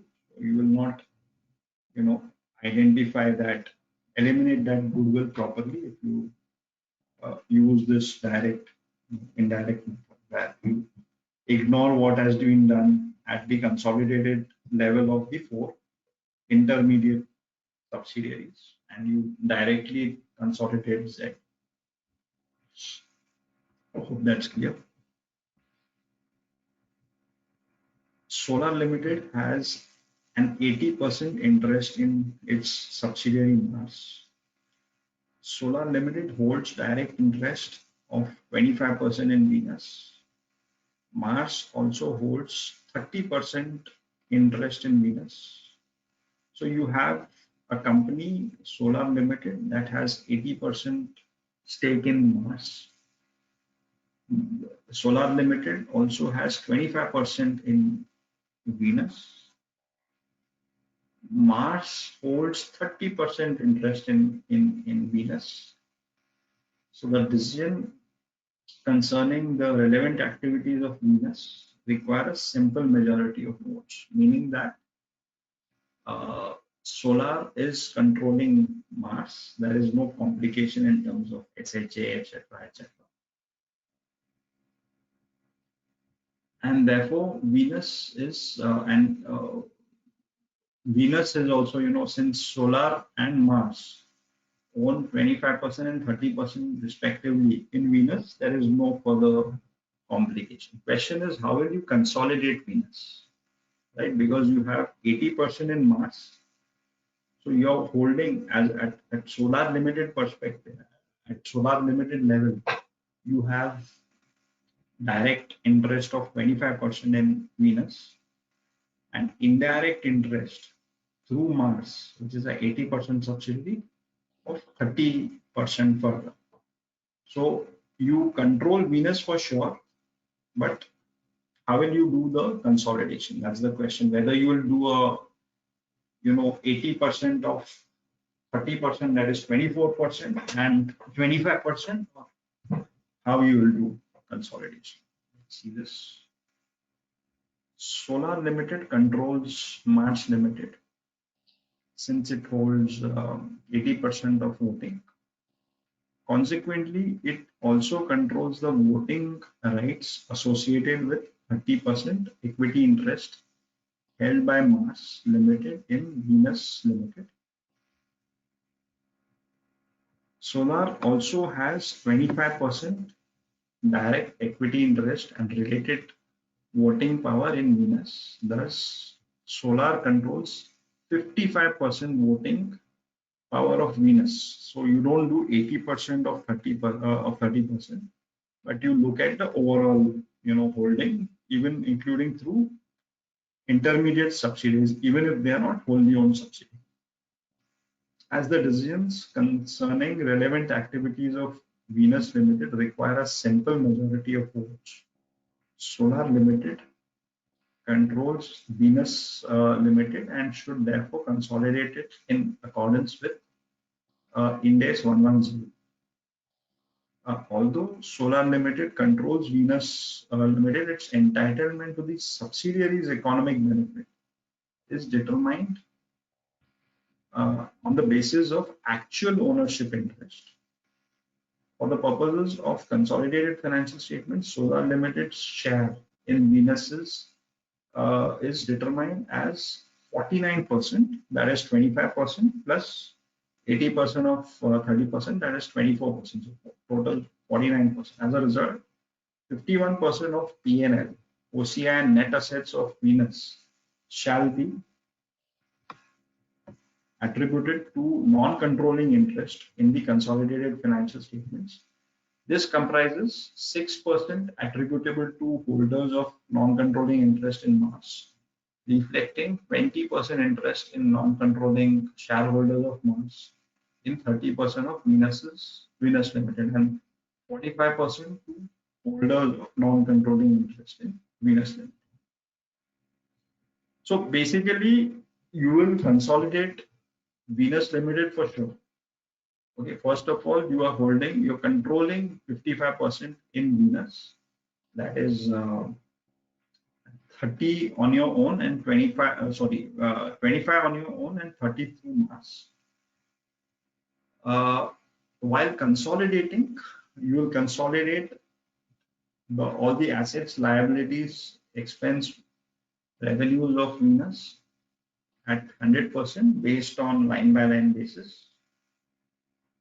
While calculating the non-controlling interest, so while allocating between the parent share and the non-controlling interest share, you will consider the 51%. So 51% is basically non-controlling interest.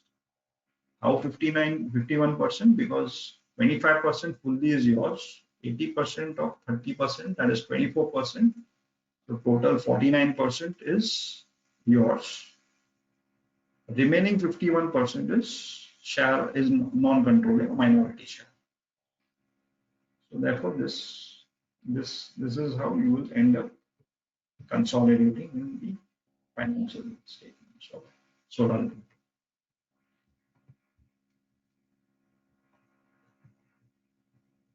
Okay, now let's look at some JVs and associates examples. A parent entity, A parent owns 80% in equity interest in its subsidiary S. It also owns 30% in equity interest in entity L, over which it has significant influence and which it consequently accounts for as an associate in its consolidated financial statements. Entity L owns the remaining 20% of equity interest in S, although L does not have any subsidiary or JV or any associate other than S. So basically, L owns the remaining 20% of equity interest in S, although L does not have any subsidiary or a JV or any associate other than S. In the above scenario, how should A determine non-controlling interest in the subsidiary for the purpose of consolidated financial statements when part of the interest in subsidiary is held by the parent's associate?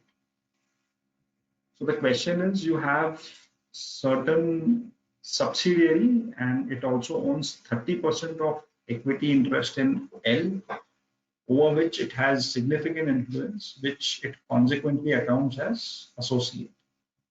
L owns remaining 20%. So basically, I own 80% in another company, and my associate also owns the remaining 20%. The question is, do you consider this? How do you factor this for the purpose of consolidation? A defines non-controlling interest as equity in a subsidiary not attributable directly or indirectly to a parent. Therefore, when a part of the interest in the subsidiary is held by a parent's associate, for the purpose of computing non-controlling interest, the parent should include the percentage of ownership in the interest in the subsidiary that is directly or indirectly held through associate. That is, it should determine NCI after accounting for indirect interest in the subsidiary through associate. This would imply that the parent's interest in the associate shall be taken ignoring the interest held by that uh, associate in the parent subsidiary. So parent should determine the NCI in proportion not held by the parent, its subsidiary, joint venture and associates wherein the proportion of equity and total comprehensive income of the subsidiary allocated to the NCI in the parent's consolidated financial statements is 14%. How 14%? 20% of 70%, that is according to parent's interest in subsidiary is 86%. That is direct 80 plus 30% of 20, that is indirectly through associate. So that's how 86%. Consequently, the parent company shall account for its stake in associate by considering the associates separate financial statements and not the consolidated financial statements.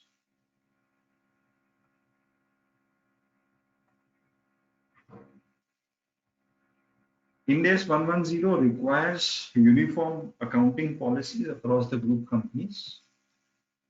Often, practically, what is uniform accounting policies and what is not accounting policies is somewhat confused in practice amongst companies.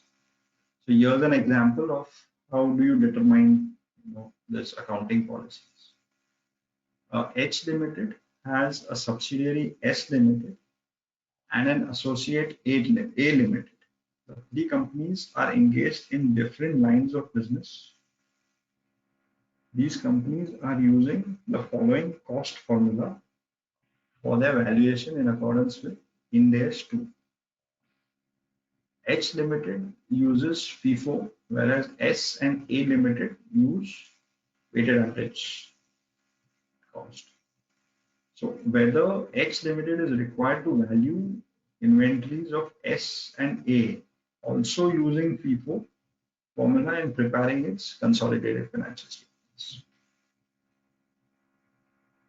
So question is, at a group level, should you harmonize these different cost formulas like FIFO and weighted average,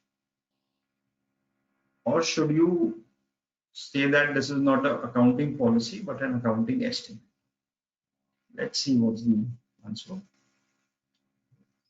Paragraph 19 and paragraph B87 of Ind AS 110 says that parent shall prepare consolidated financial statements using uniform accounting policies for like transactions and other events in similar circumstances.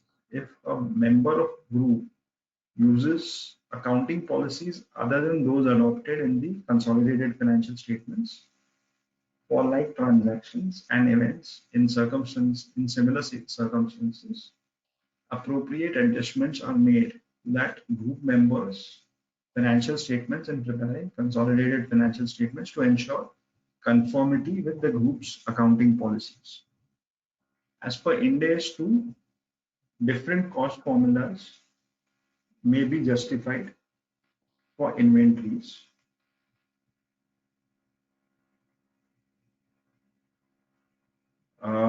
Of different nature or use. Thus, if inventories of S and A differ in nature or use from inventories of H, then use of cost formula such as weighted average cost, different from that applied in respect of inventories of H Limited in consolidated financial statements, may be justified. In other words, in such a case, no adjustment needs to be made to align the cost formula applied by S and A to cost formula applied by H Limited. So in such case, if it can be justified that the difference is on account of differing nature of the or use of the inventories amongst the companies, then it is not required to be harmonized. But if it's exactly the same inventory and the nature and purpose is also the same, then one will have to harmonize the cost formula used across the group.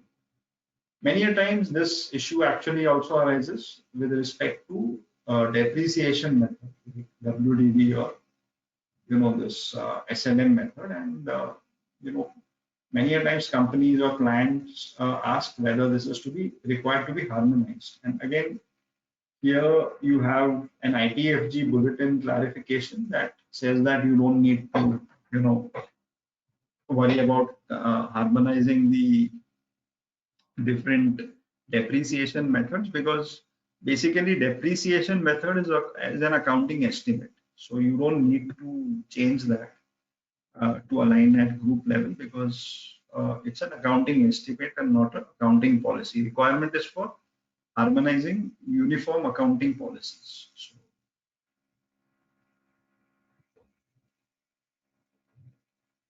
equity method, let's take this example.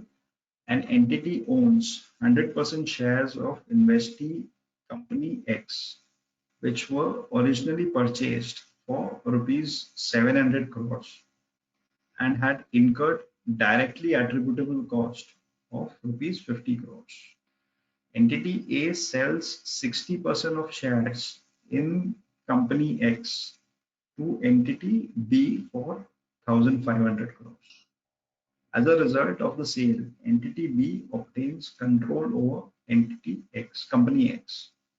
Entity A retains 40% interest, and it determines that it has significant influence over company X. At the date of disposal, the fair value of identifiable assets and liabilities of X, including intangible assets, is 1,800 crores. The fair value of A's retained interest of 40% of shares of company X is 800, which includes goodwill. So how should you measure the initial carrying amount of investment in company X following the disposal of its 60% interest? So paragraph 25 of Ind AS 110 says that if a parent loses control over a subsidiary, the parent recognizes an investment retained in the formal subsidiary at its fair value when the control is lost, and subsequently accounts for it as and for any amounts owed by or to former subsidiary in accordance with relevant Ind AS. So for example, if it's a significant influence that it is left with, it will be an associate and accounted for as per Ind AS 28.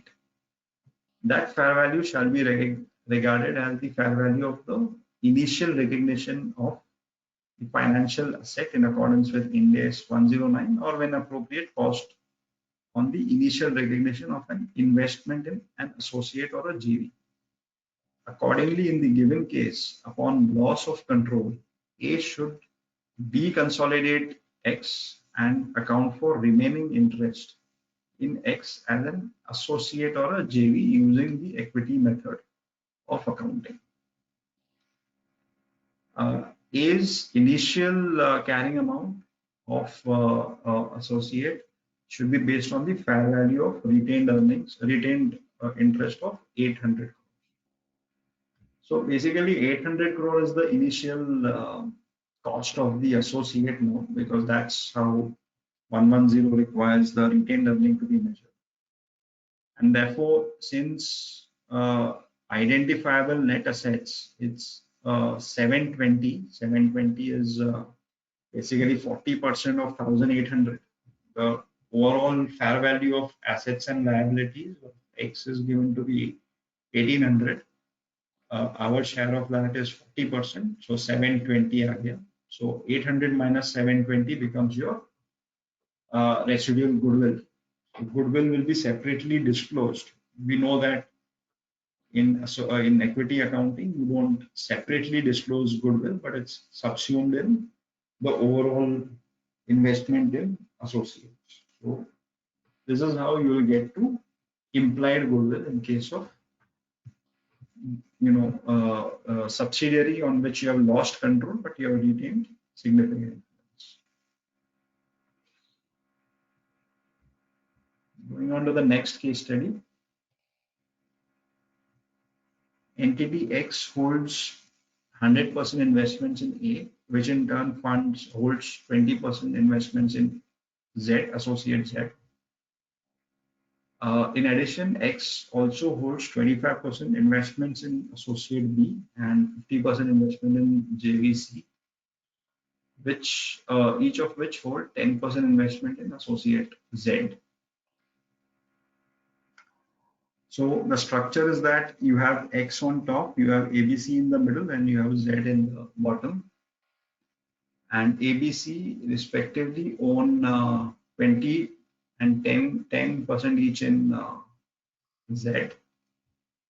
The question is, how do you consolidate? So paragraph 27 of Ind AS 28 inter alia states that group shares in an associate or a JV is the aggregate of the holdings in that associate or JV by the parent and its subsidiaries. The holdings of groups, other associates or JVs are ignored for this purpose. Therefore, if in its consolidated financial statements, X accounts for a 20% investment in associate Z under the equity method because the investment in associate Z held by associate B and joint venture C should not be taken into account. And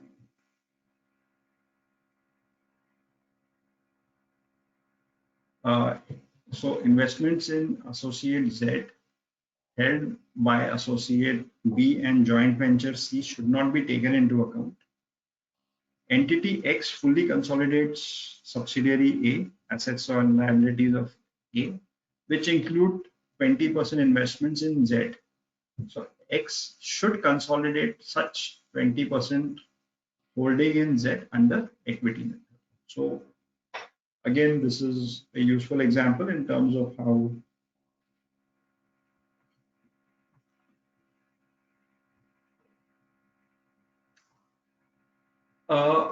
so under Ind AS, basically, if there is a step acquisition in the existing subsidiary, then you don't remeasure the goodwill. Goodwill can be only measured at the time of business combination, the time of acquisition. You cannot remeasure goodwill at the time of subsequent increase or decrease in your existing stake where you have not lost the control. So question here is, how should goodwill or capital reserve be computed on a step increase in existing associate or JV? Is there a need to remeasure the existing ownership interest at the time of increase or decrease? So the answer is, an entity may acquire additional interest in an existing associate or JV that continues to be an associate or JV accounted under equity method. So Ind AS 28 does not provide explicit guidance for this, but then paragraph 10 of Ind AS 28 which deals with investment, initial measurement of investments, requires that on initial recognition of investments in an associate or JV is recognized at cost, and carrying amount of each carrying amount is increased or decreased to recognize the investors' shares of the profit or loss of the investee after the date of acquisition. Paragraph 32 of Ind AS 28 states that an investment is accounted for using equity method from the date on which it becomes an associate or a JV. On acquisition of the investment, any difference between the cost of investment and the entity's shares, the net fair value of the investee, identifiable assets and liabilities is accounted for as follows. So goodwill relating to an associate or a JV is included in the carrying amount of the investment. Amortization of that goodwill is not permitted. Any excess of the entity's shares of the net fair value of the investee's identifiable assets and liabilities or cost of investment is recognized directly or directly as equity in capital reserve. So there is no P&L gain, but a capital reserve that is booked if there is a excess of share of net fair value over the identifiable share of identifiable assets of the associate or JV. The existing ownership interests are accounted for under paragraph 10 and 32 of Ind AS 28, whereby the carrying amount is adjusted only for the investors' shares of associate or JV's profits or losses and other recognized equity transactions. No entry is recognized to reflect changes in the fair value of the assets and liabilities that are not recognized under the accounting policies applied for associates or JV. Hence, the purchase price paid for additional interest should be added to the existing carrying amount of the associate or joint venture, and existing interest in the associate or JV should not be remeasured. The additional interest acquired should be notionally split between goodwill and the additional interest of the fair value of the net assets of the associate. The split is based on the fair value of the net assets at the date of increase in the associate or JV. No remeasurement should be made to the previously unrecognized changes in the fair value of identifiable net assets. Therefore, goodwill and capital reserve will be computed based on fair value of the identified assets and liabilities on the date of further. So only thing that is changing is when you're doing a step up for the purpose of breakup between goodwill and other assets, other investments, you will need to use, you will need to do a fair valuation, etc. Of course, practically there are challenges because it's still an associate or a JV and not a subsidiary, and therefore, getting fair valuation on a step up done is practically, it's a nightmare. You'll need to have some guesstimates and some you'll have to basically beg for some data from the associate or the JV. Associates with different year ends, whether financial statements of an associate which is prepared as on the date of subsequent on a date subsequent to the reporting date of an entity can be used for the purpose of applying the equity method of accounting under Ind AS 28. So ideally you need to have uniform accounting, uniform year ends, but practically it may be possible that associate can have different year ends, non-March year ends. So paragraph 33 of Ind AS 28 provides that the most recent available financial statements of the associate or JV are used by the entity in applying the equity method when the end of the reporting period of the entity is different from that of the associate or JV. The associate or JV prepares for the use of the financial statement of the entity financial statements as of the same date as the financial statements of the entity, unless it is impracticable to do so. In the financial statements with different reporting date are used, adjustments are made for the effects of any significant events or transactions between the investors or its consolidated subsidiary and the associate that occurs between the date of the associate's financial statements and the date of investors' consolidation. So in the intermediate period, if you have any transactions or events, you need to adjust for that. So typically there will be a kind of a roll forward. So what you had adjusted in the opening, the opening balance, you will have to again unwind that, and you will have to also have some adjustment for the closing balance. So you will have to practically, again, operationally, it becomes a nightmare when you have different year ends, because you'll have some adjustments out of the books, so to say, in terms of only consolidation adjustments, and then you'll have to keep that हिसाब किताब के last year आपने क्या पास किया था उसको आप ये साल कैसे डील करोगे. So all those complications would arise. So it is ideally, it's advisable to have same year.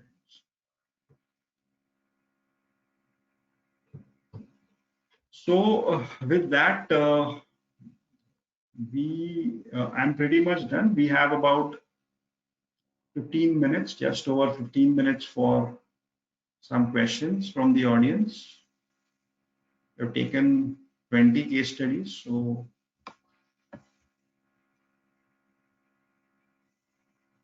there may be some questions from the audience which we can take now. Mishra sir, do you have any questions?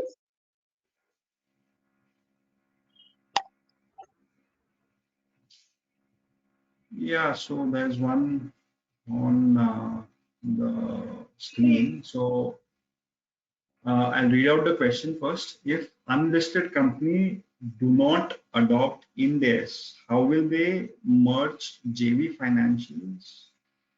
That is Ind AS with their financials. AS or accounting standard 27 only permit proportionate consolidation for JVs. Not quite clear, but you can just elaborate on your question a little bit. Perhaps that will help me.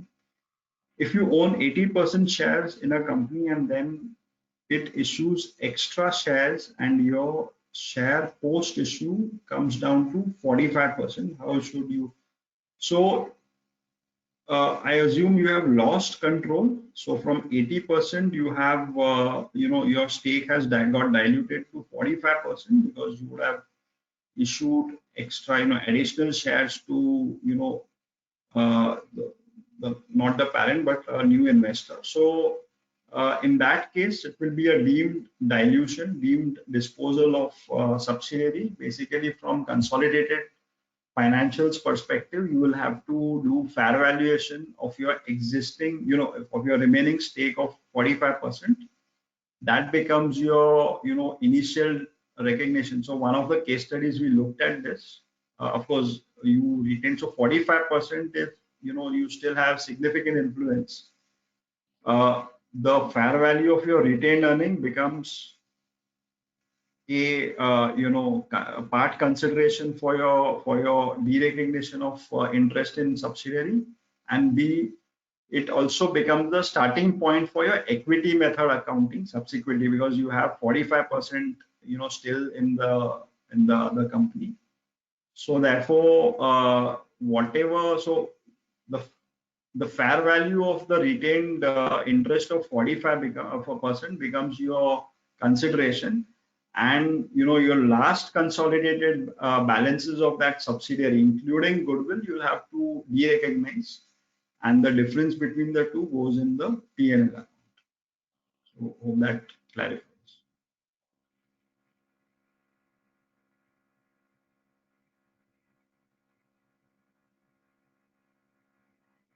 Do we have any other question, Mishra sir? Hey, madam. So that's the end of our questions from the participants. Okay, then I hope you all found this useful. I'll I guess hand it back to Charmi ji. Yes, sir. Thank you, sir. Your session was really knowledgeable and power-packed with all the knowledge that a person should have in this index, whichever you have covered. So thank you so much for giving your valuable time, knowledge, and presentation. The question that there is no question from the public side proves that you have taken the session very nicely and lucidly, and our audience are well versed with the knowledge that you have shared with. Thank you so much, sir. On behalf Thank you, of Charmi. WIC, yes, Yeah. on behalf of WIRC, I present a hearty vote of thanks to Santosh Maller, sir, to take the session very nicely and knowledge back. Thank you, sir. Thank you, Charmi ji. Thank you for the opportunity, and thank you, audience, for your kind participation. Hope you found it useful. Thank you. Indeed, sir. Thank you, sir.